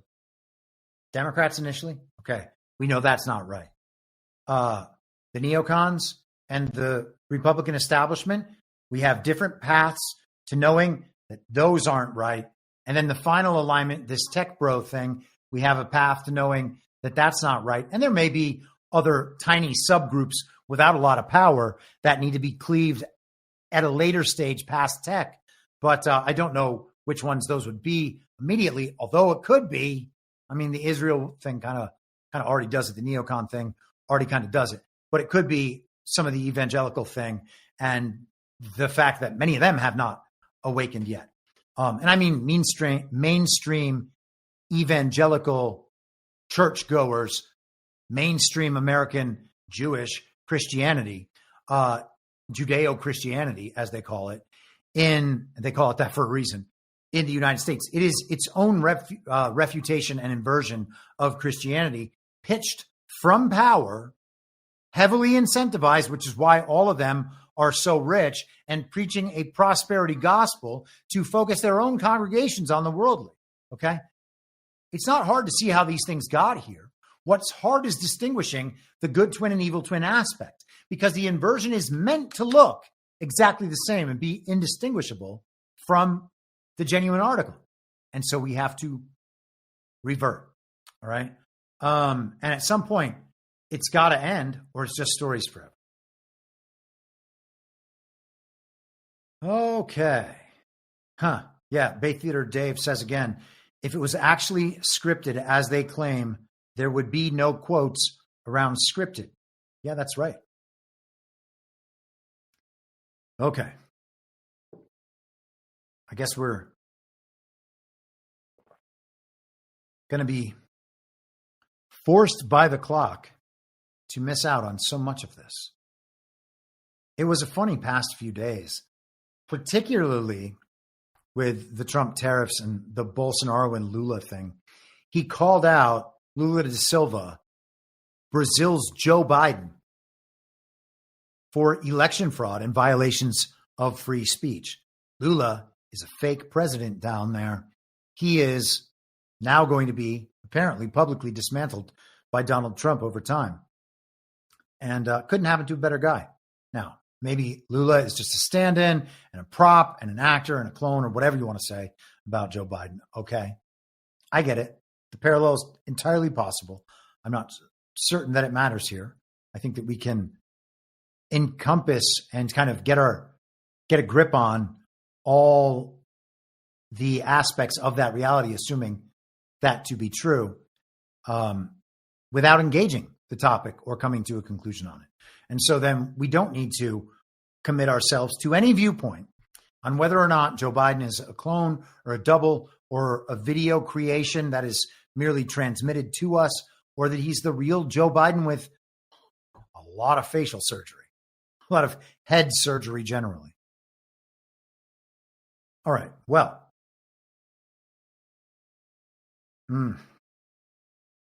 I blew it. That old Al Pacino movie. I can't remember which one it is. Might be Serpico, but I'm not sure. I'll have to find that clip and put it in the soundboard at some point. But for now, let's talk about the makeup play. This story was released, many people believe, as the makeup story for the disappointment after the Jeffrey Epstein memo. Now, I don't know that to be the case, okay? I have no doubt that, or I have very little doubt, I have doubt in everything. I have very little doubt that John Brennan and James Comey are bad guys, but you never know. So we leave open the possibility that we could have been hoodwinked by the uniparty right on these issues, same as we've been hoodwinked by the uniparty left on other issues, or they've attempted to, and that Donald Trump just went with one side of the hoodwinking rather than the other. And therefore, we believe that the uniparty right, Fox News in this case, is telling us the truth about what's going on here, and that it's all for our benefit, okay? We should be skeptical about those things. So Fox News from Tuesday. FBI launches criminal investigations of John Brennan, James Comey, DOJ sources, according to DOJ sources. Now, where is this coming from? Former CIA Director John Brennan and former FBI Director James Comey are under criminal investigation for potential wrongdoing related to the Trump-Russia probe, including allegedly making false statements to Congress, the Justice Department sources told Fox News Digital. CIA Director, this is the current one, John Ratcliffe, referred evidence of wrongdoing by Brennan to FBI Director Kash Patel for potential prosecution. Okay. Now, there's been some doubt about Ratcliffe when it comes to, I think, the Israel-Iran stuff, the information about the nukes and all the rest of it. But here we have Ratcliffe, the CIA director, with some access internally to what the CIA would have been doing before, at least theoretically. It's entirely possible that the evil twin element within the CIA tried to cover their tracks as much as possible before Ratcliffe got in there. So who knows what access he has to information that suggests the wrongdoing of John Brennan while he was at the CIA. Don't know. We're going to have to see in the future. The sources said that the referral was received and told Fox News Digital that a criminal investigation into Brennan was opened and is underway. DOJ sources declined to provide further details. It is unclear at this point if the investigation spans beyond his alleged false statements to Congress. As for Comey, DOJ sources told Fox News Digital that an investigation into the former director is underway, but could not share details of what specifically is being probed. So we don't know. They're being gone on after for their activity in the Trump-Russia hoax. Could John Brennan be a secret white hat hoodwinking everybody behind the scenes as part of an anti-regime effort? Now that seems like an impossible ask to believe that at this point, probably for all of us, and I totally get why. John Brennan is said to be a communist and has had associations with the Communist Party of America. Okay. He's also an Obama guy and a Muslim. That's what we're told. That's the John Brennan truther bio profile. All of those things would suggest that John Brennan is a servant of that regime. And I have no reason to doubt that. Okay. We know that there were contemporaneous records created, Brennan's own notes, about a July 2017 meeting where the Obama administration and Joe Biden were fully informed about Hillary Clinton's involvement in the Russian collusion hoax.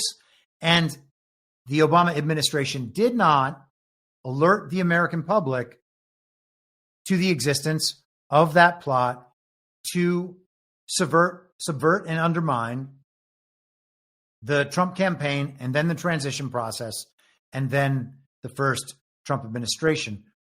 They spied on his campaign, okay? And then they kept spying on the executive office of the president. So let's see how the regime has reacted to good old John Brennan.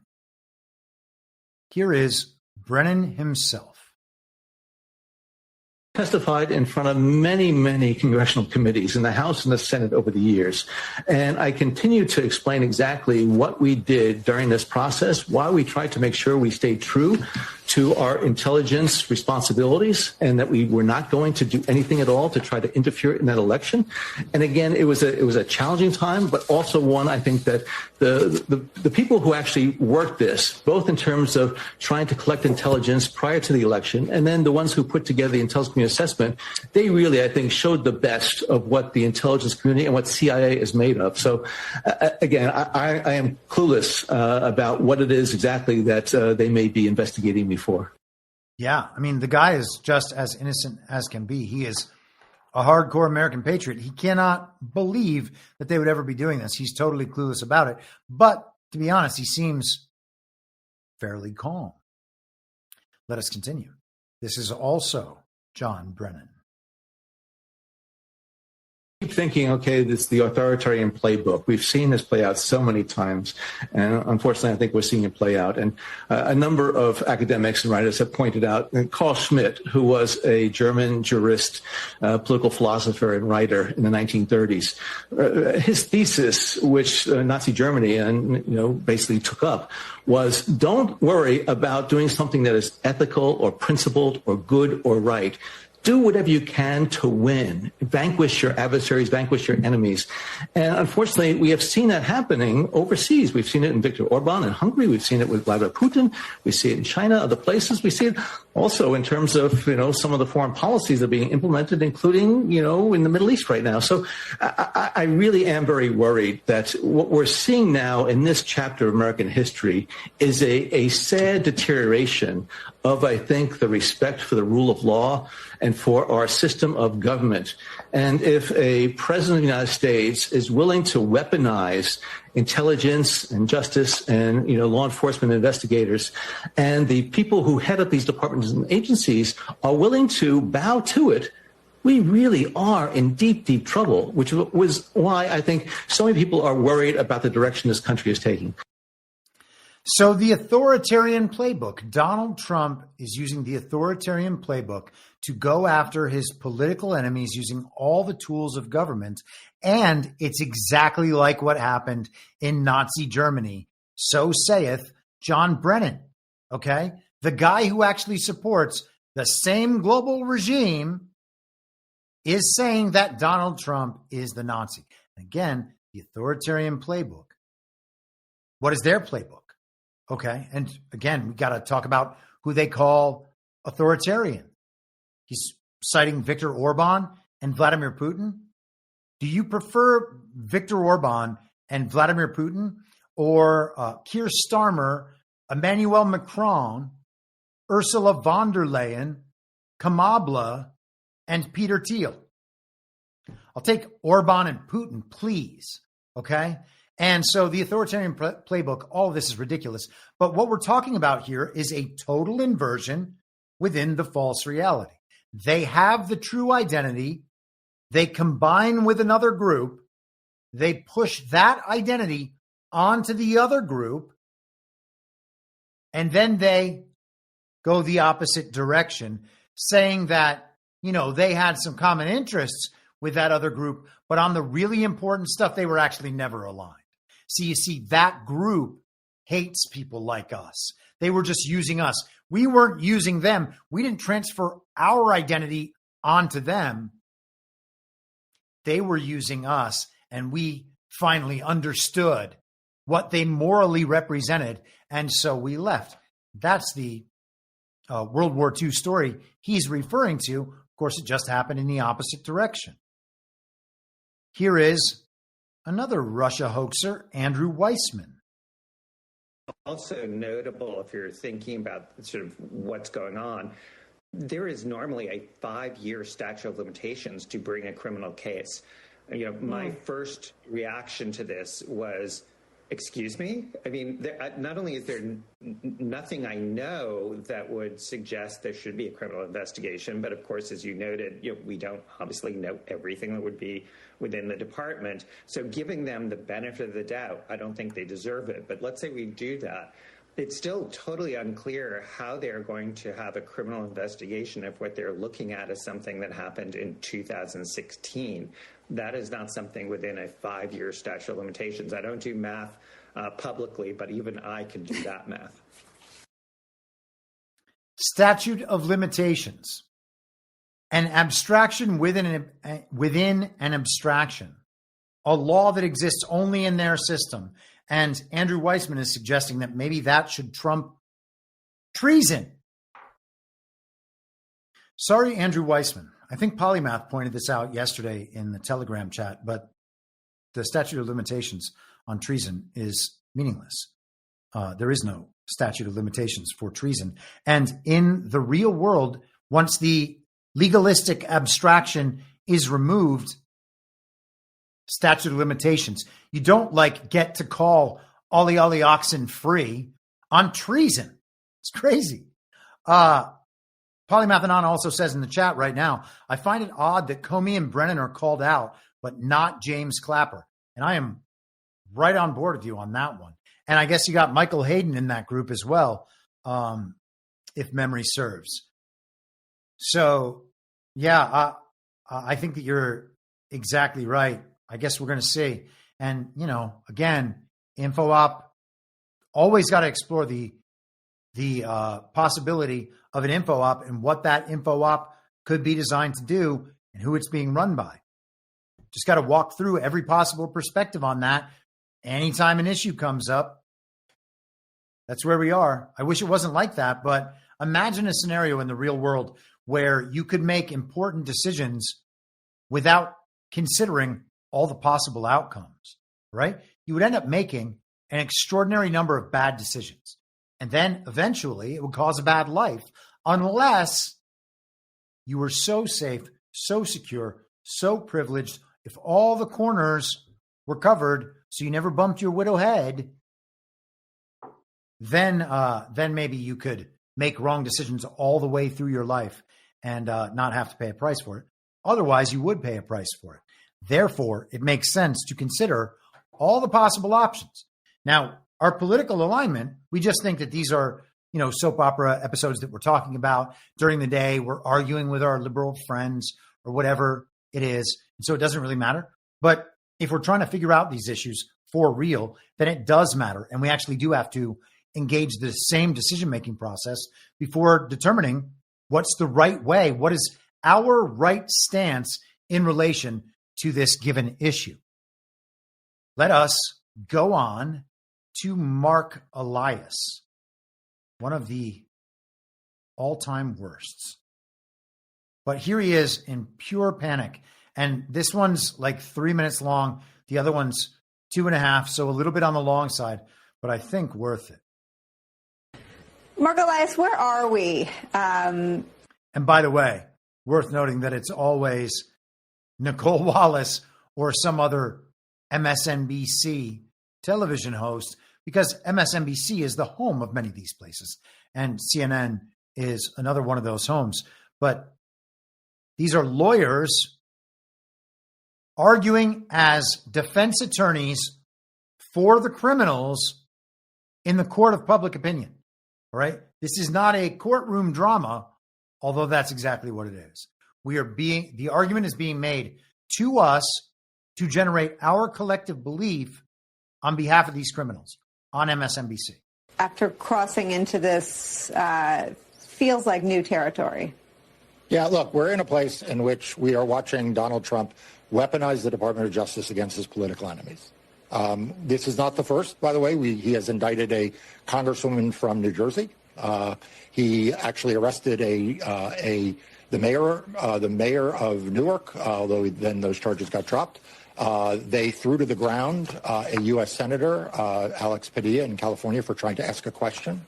They manhandled the New York City comptroller, Brad Lander, for trying to walk a migrant out of a courtroom.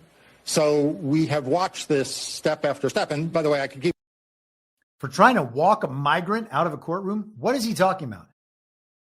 Any person who is not totally wrapped around the axle and Trump deranged to the point of never recovering, anyone besides those people would think pretty early on here, didn't they indict Donald Trump? Weren't they trying to put him in prison for like 700 years? And now, sure, all those indictments were fake and none of that was ever going to happen. But still, everybody took on that story as though it's real. It interacts with their minds as though it's real. And even in a narrative sense, not mattering if it's real or not, it would still refute all of these claims at first glance from virtually everybody.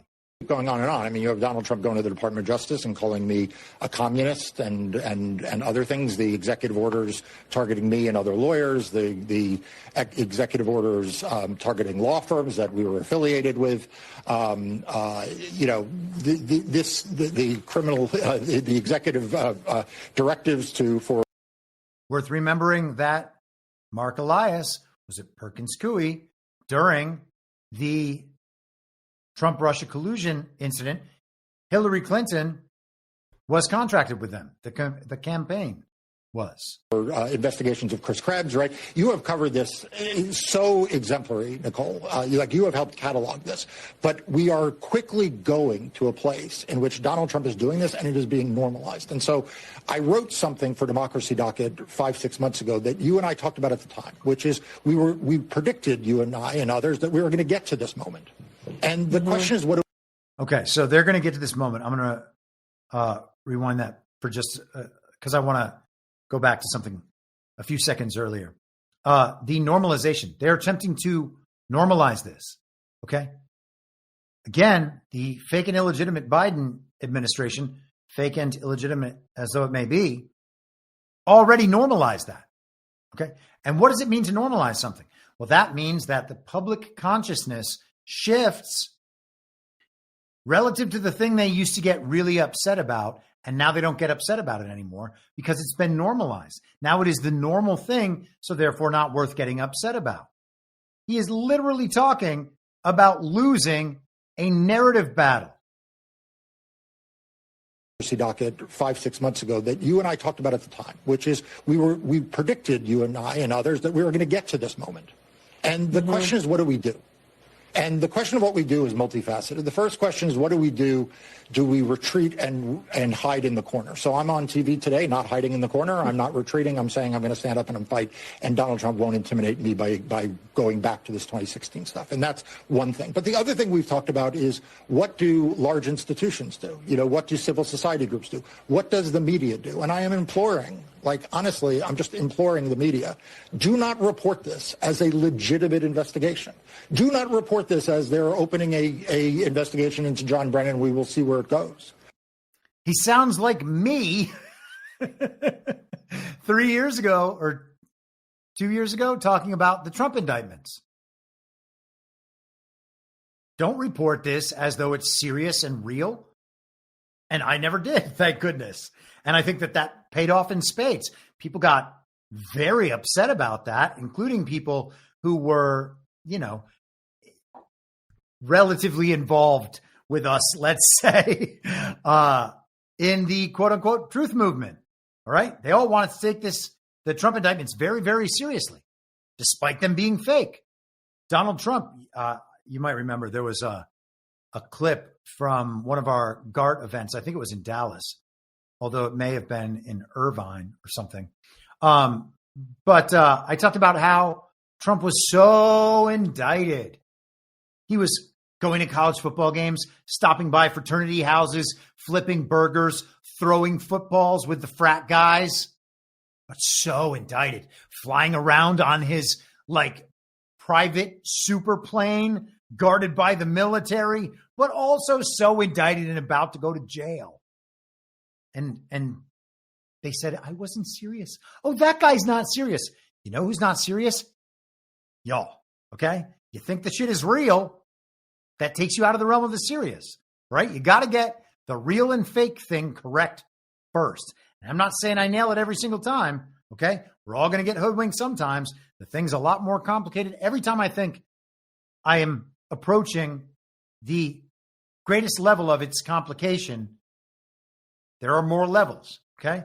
The Matrix is a very complicated place, right? But the most important thing, the most fundamental thing, is knowing which is the Matrix and which is not the Matrix. If you're thinking about the Matrix movies, right? Which part of it is Neo wearing like super futuristic, awesome guy clothes, and then the rest of it, some like retro futuristic, we're sort of poor now, but have these awesome like earth tone clothes on character, right? There's two distinct visual worlds. So you're like, oh, that's in the Matrix and that's not in the Matrix. Well, when you're in the Matrix and you don't know what the other part of the world looks like, your number one priority is to figure out which one's real, which one is the abstraction. So if you're getting that wrong, you can't enter the realm of the serious into the conversations. I mean, we can have an abstract conversation about what it would mean that these attorneys who themselves seem to have a really sketchy past are coming up with novel legal ideas presented to them by the Brookings Institute. And we're all going to think that Trump's going to jail on that. We can talk about the abstract level of that and whether or not that makes sense. And then I will be perfectly happy to engage with the indictments themselves for the purpose of proving that they are the same as the white paper from the Brookings Institution and color revolutionist Norm Eisen. We can talk about that, but you want me to talk about who the bad guys are? Oh, those are black hats running an anti-Trump op, and that's why this part of the indictment is good. Sure, buddy. Sure it is. Been right the whole time, I'm sure. All righty then. Okay, let's get done with Elias, and then we will wrap it up for the week. Report this as the misuse, the abuse, the authoritarian takeover of the Department of Justice. That should be the headline. The headline should be, in a misuse and abuse of the power of the executive branch, Donald Trump has asked his Department of Justice to open a bogus investigation into John Brennan. It is Donald Trump's sworn constitutional oath and duty to direct the Department of Justice to pursue and prosecute every single federal crime. It's not a choice. It doesn't correspond to our quote unquote norms, which, by the way, aren't norms. That's a media concoction. All right. There's no norms that suggest the president can't direct his administration to enforce the law. That's the point of the executive branch. Okay. And then you can also go over to the aspect where Joe Biden just did all those things and everybody saw it, and everyone watching MSNBC argued that he was right in doing it. Just saying. And if you don't do that, then the media is going to wind up in the same position the law firms wound in, same position that CBS is wound up in, the same position that many, many individuals, civil servants have wound up in, that nobody is going to speak out when they are next targeted. So it is important that we all stand up for each other. We all stand up for John Brennan. We all stand up for the misuse of government power, whether it's going after a civil servant or it's going after a former director of the CIA, or whether it's going after a media organization or it's going after a law firm. But my fear is that we are not doing that. Everyone is sort of playing tightly in their lane because they don't want to be next in line. Well, it's such a good point, and I won't. Everyone is just laying back. They're not going to come out because they're worried that if they do, they're going to be targeted next by this authoritarian regime that is the first regime ever, the first administration ever, to use the DOJ, to weaponize the DOJ and use it against their political opponents. Except all of us just witnessed that.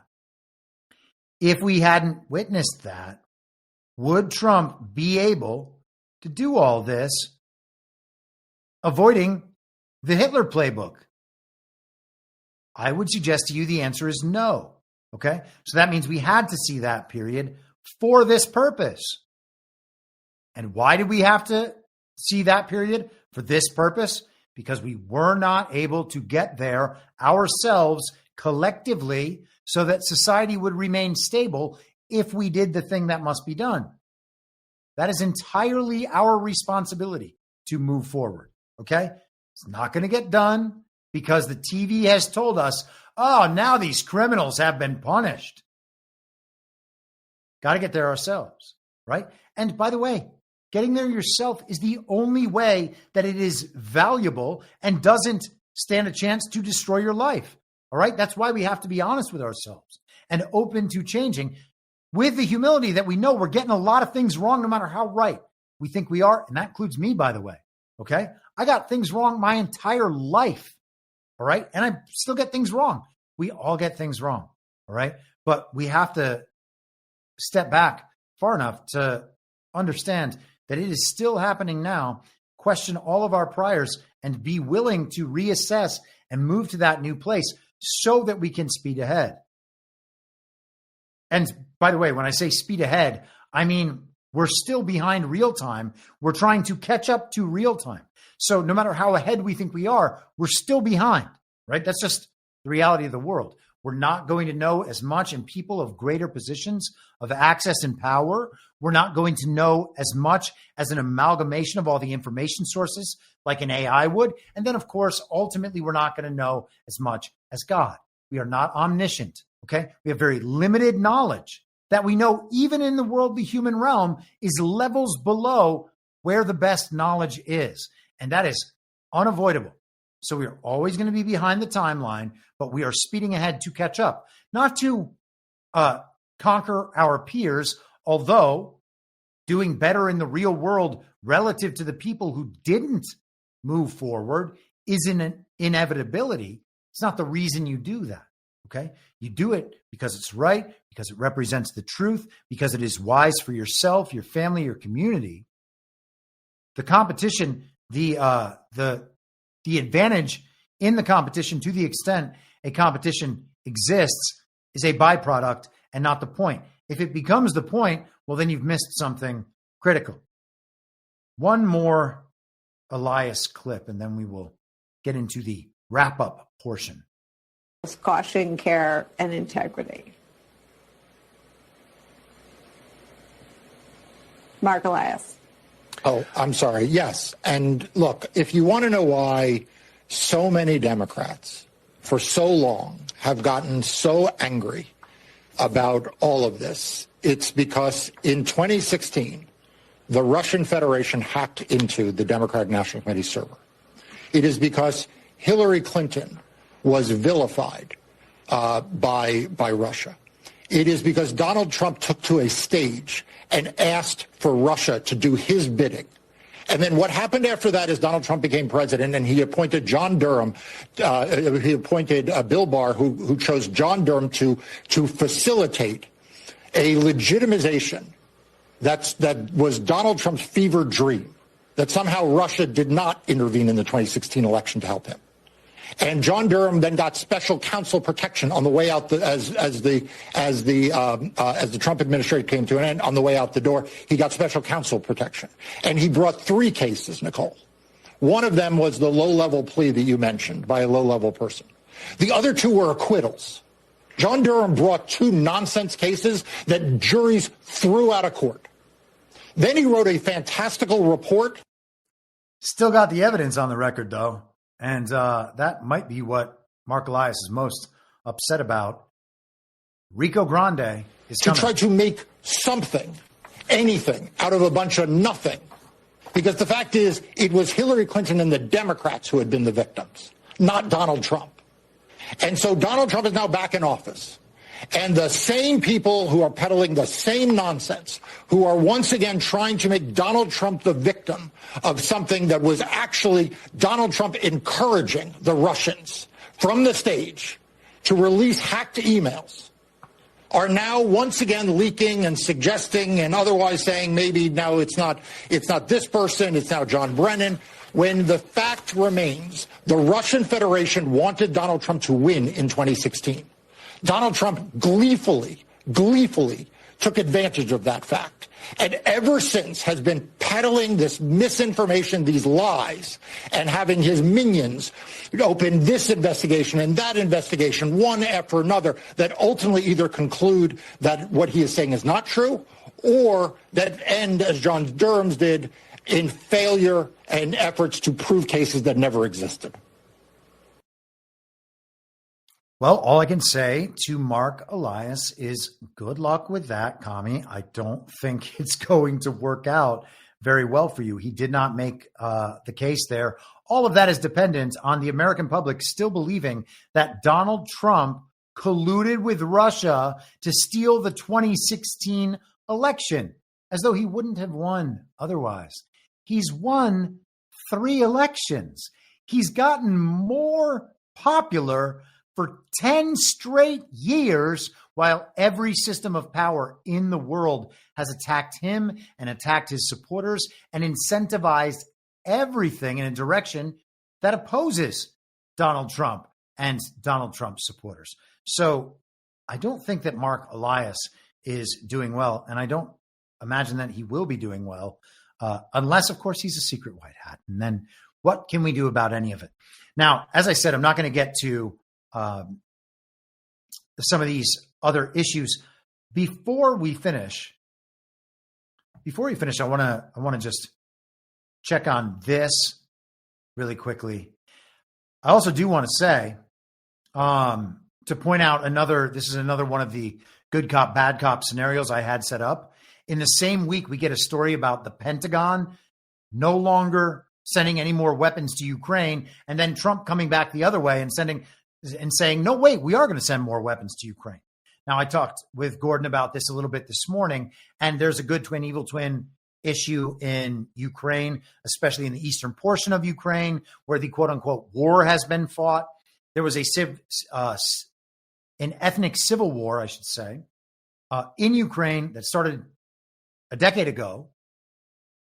That entire portion, the regime proxy state was waging war against the Ukrainian people of the eastern portion of Ukraine, all those regions have been nothing but Russia for years. Okay. So the Ukraine war is happening in Russia.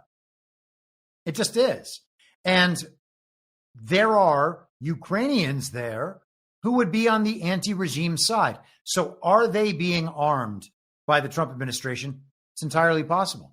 He talks about sending them Patriot missiles, I think, back during the first term.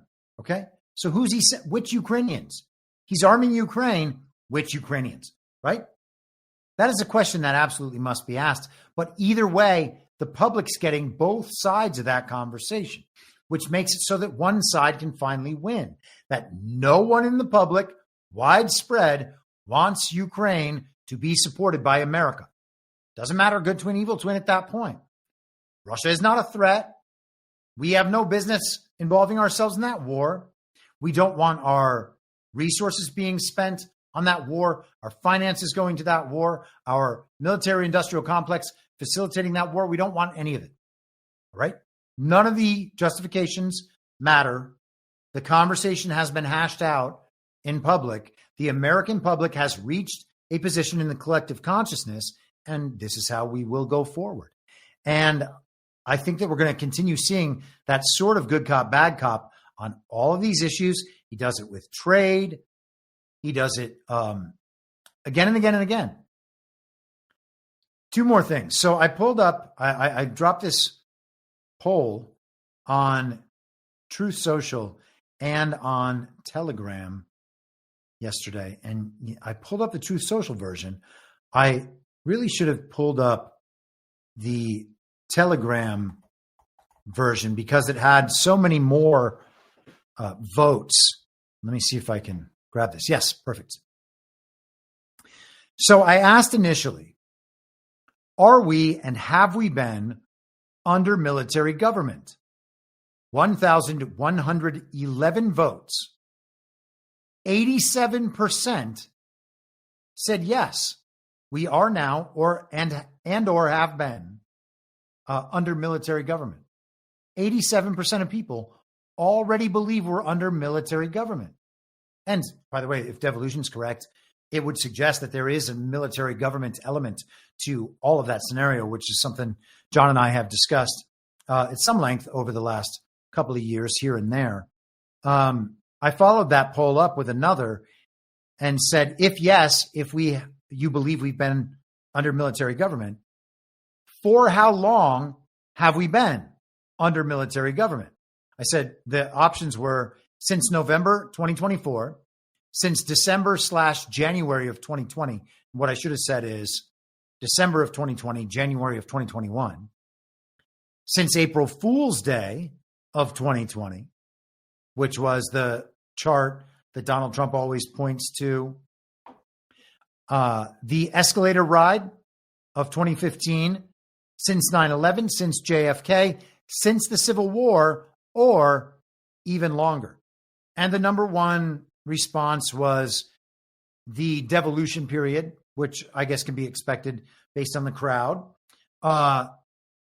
followed by since the 2015 escalator ride. So 19% of 1,139 votes said the escalator ride. Trump coming down the escalator was the signal of military government being in place, which would then mean that all the elections since then have been a factor of that military government and the op as it's being rolled out and the strategy as it's being rolled out long term. That's a significant event. I would say that's definitely one of the possible answers. Although I would think it happened before then. The next in order was 15% saying April Fool's Day. So right early during that very deadly pandemic period. And then it goes down from there. JFK got 9%. The Civil War got 6%.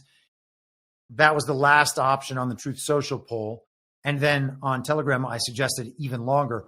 I voted for even longer, but I would also accept the Civil War answer. I think we've probably been under some form of military government for at least that long. Although JFK, a lot of people think that that's a starting point where the military knew that they had to step in because the global regime had assassinated the president. And so I could get on board with that theory as well. And then one more quick subject before we go that is a bit on the same track. This is Donald Trump on Truth Social today. Well, there's Charlie Kirk in some weird post from an attention farmer on Truth Social. Secretary of War Pete Hegseth was great on Fox News this morning, talking about modern weapons and warfare. Thank you also to Brett Velikovich, who really knows his stuff. We are really on our way, MAGA. And Velikovich is, I guess, someone who is one of the leading thinkers on drone warfare and technology. So that's an interesting hat tip to Velikovich as well. But he called Secretary Pete Hegseth the Secretary of War, not the Secretary of Defense. He also referred to Hegseth as the Secretary of War when he was at the NATO conference. And so I thought, well, that's interesting. Trump seems to be pressing this Secretary of War bit. Why is he doing that? What does it mean that he's doing that? And so I asked the machine, here is ChatGPT, was anything formal ever done to change the Secretary and Department of War into the Secretary and Department of Defense? And said, yes, of course. The change was formal and deliberate. When did it happen? Well, with the passage of the National Security Act of 1947. And then the amendments to that act in 1949. And the Act of 1947 created the National Military Establishment, which combined the Department of War and the Department of the Navy under a new Secretary of Defense. And initially, those positions then, I suppose, would have just reported directly to the president. Now they have a Secretary of Defense, another layer of separation and a centralization at the same time. They created the Department of the Air Force as a separate branch, and Trump has mentioned the creation of the Air Force consistently over many years when talking about the creation of the Space Force. It created the National Security Council and the Central Intelligence Agency. All of these things under that same act, returning from Secretary of Defense to Secretary of War, would suggest the reversal and reversion of one of these elements. Okay? Is it going to be all of the elements? That would be the next question, because we know already that it's one. The Department of War was renamed the Department of the Army. The NME was NME. Isn't that amazing? National Military Establishment, NME, is headed by the Secretary of Defense. In the amendments in 1949, because the NME proved unwieldy, Congress amended the law. They renamed the National Military Establishment the Department of Defense, the DOD. So it's not the enemy anymore. Now it's the organization that defends you. It subordinated the secretaries of the Army, Navy, and Air Force directly under the Secretary of Defense, removing their cabinet status. Strengthened central authority, giving the Secretary of Defense more power over budget and planning. How about that? And I asked the machine whether it was possible that Trump was undoing the Act of 1947 and the Act of 1949, which are the post-World War II, let's set up the CIA, let's set up Israel, let's set up the United Nations period. Is he undoing all those things? Well, yeah, the macro pattern suggests he's undoing all of those things, and that those things have to be undone to conform to the macro pattern. So are we seeing Trump do them? Did he do them here? And is that level being removed? I would suggest that it is. And all of these things are going to decentralize. He'll decentralize the military along these lines. Remove that cabinet level, because all that exists on a non-constitutional layer. And I asked the machine, can he do this? Is he doing this? And they're like, well, he can't unless he gets Congress to pass legislation. Well, no, that's not the only way, actually. Because if those are unconstitutional forms that cannot be defended in a Supreme Court setting and in the court of public opinion, which is more important than the Supreme Court, well, then the president can just override and go right around those things. And I would suggest that that is going to be the strategy. No matter what narrative layers need to get piled on, that is going to be the strategy. And we're going to see those actions. That'll all be on the reality prime level. And then we'll be told a story about it.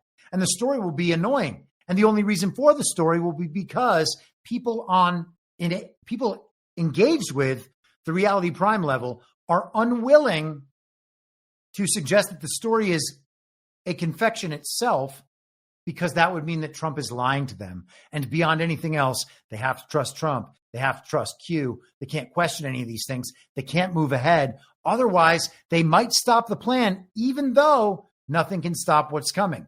Isn't that a strange dynamic? What are these people doing? Sooner or later, we're going to have to ask that question. Just saying. The cleavage and the sifting never stop. Okay, everybody, thank you very much for tuning in to the subscriber stream.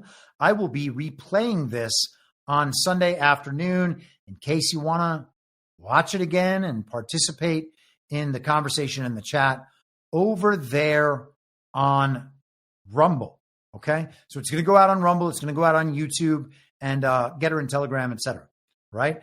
Thank you all very much for your support. As I say always on Substack, I could not do this without you. Thank you very much. You know, people used to use the Q&A feature of the subscriber stream. You're still totally welcome to do that. I mean, I know that it's kind of been replaced with the chat interaction and all good, but just saying. And with that, I will be back on Tuesday at the same reasonable time on the same reasonable podcast network. I don't have a network. Masks and lockdowns don't work. They lied to you about a pandemic, and Joe Biden was never president. Well, what? You know who I am, don't you? Well, you ain't Fiona Apple, and if you ain't Fiona Apple, I don't give a rat's ass. What's wrong with being an angry prophet denouncing the hypocrisies of our times? What do you think, Max? Do you want to be an angry prophet denouncing the hypocrisies of our times? Yeah, I think I'd like to be an angry prophet denouncing the hypocrisies of our times. It's not true. It's more true than I would perhaps prefer. Can we stop this cruel game and allow the boy to keep one shred of dignity? For God's sakes! I can't stand to see him in all this pain! You vicious bastards! Let him move in with you! Is it so bad to see somebody happy? So just let him move in! For the love of God, let the boy move in with you! Good Lord! And I will not let you down. We do a little trolling. It's called We Do a Little Trolling. What? In my mind, that's the end game. If you're listening for free and would like to support the show, the best way to do that is by signing up for a paid subscription at imyourmoderator.substack.com. You can find the info stream over on Telegram at t.me/veryreasonable. The merch site is cancelcouture.com, and for all my other links, you can visit linktree.com/imyourmoderator. And I'll see you soon. Down on the range.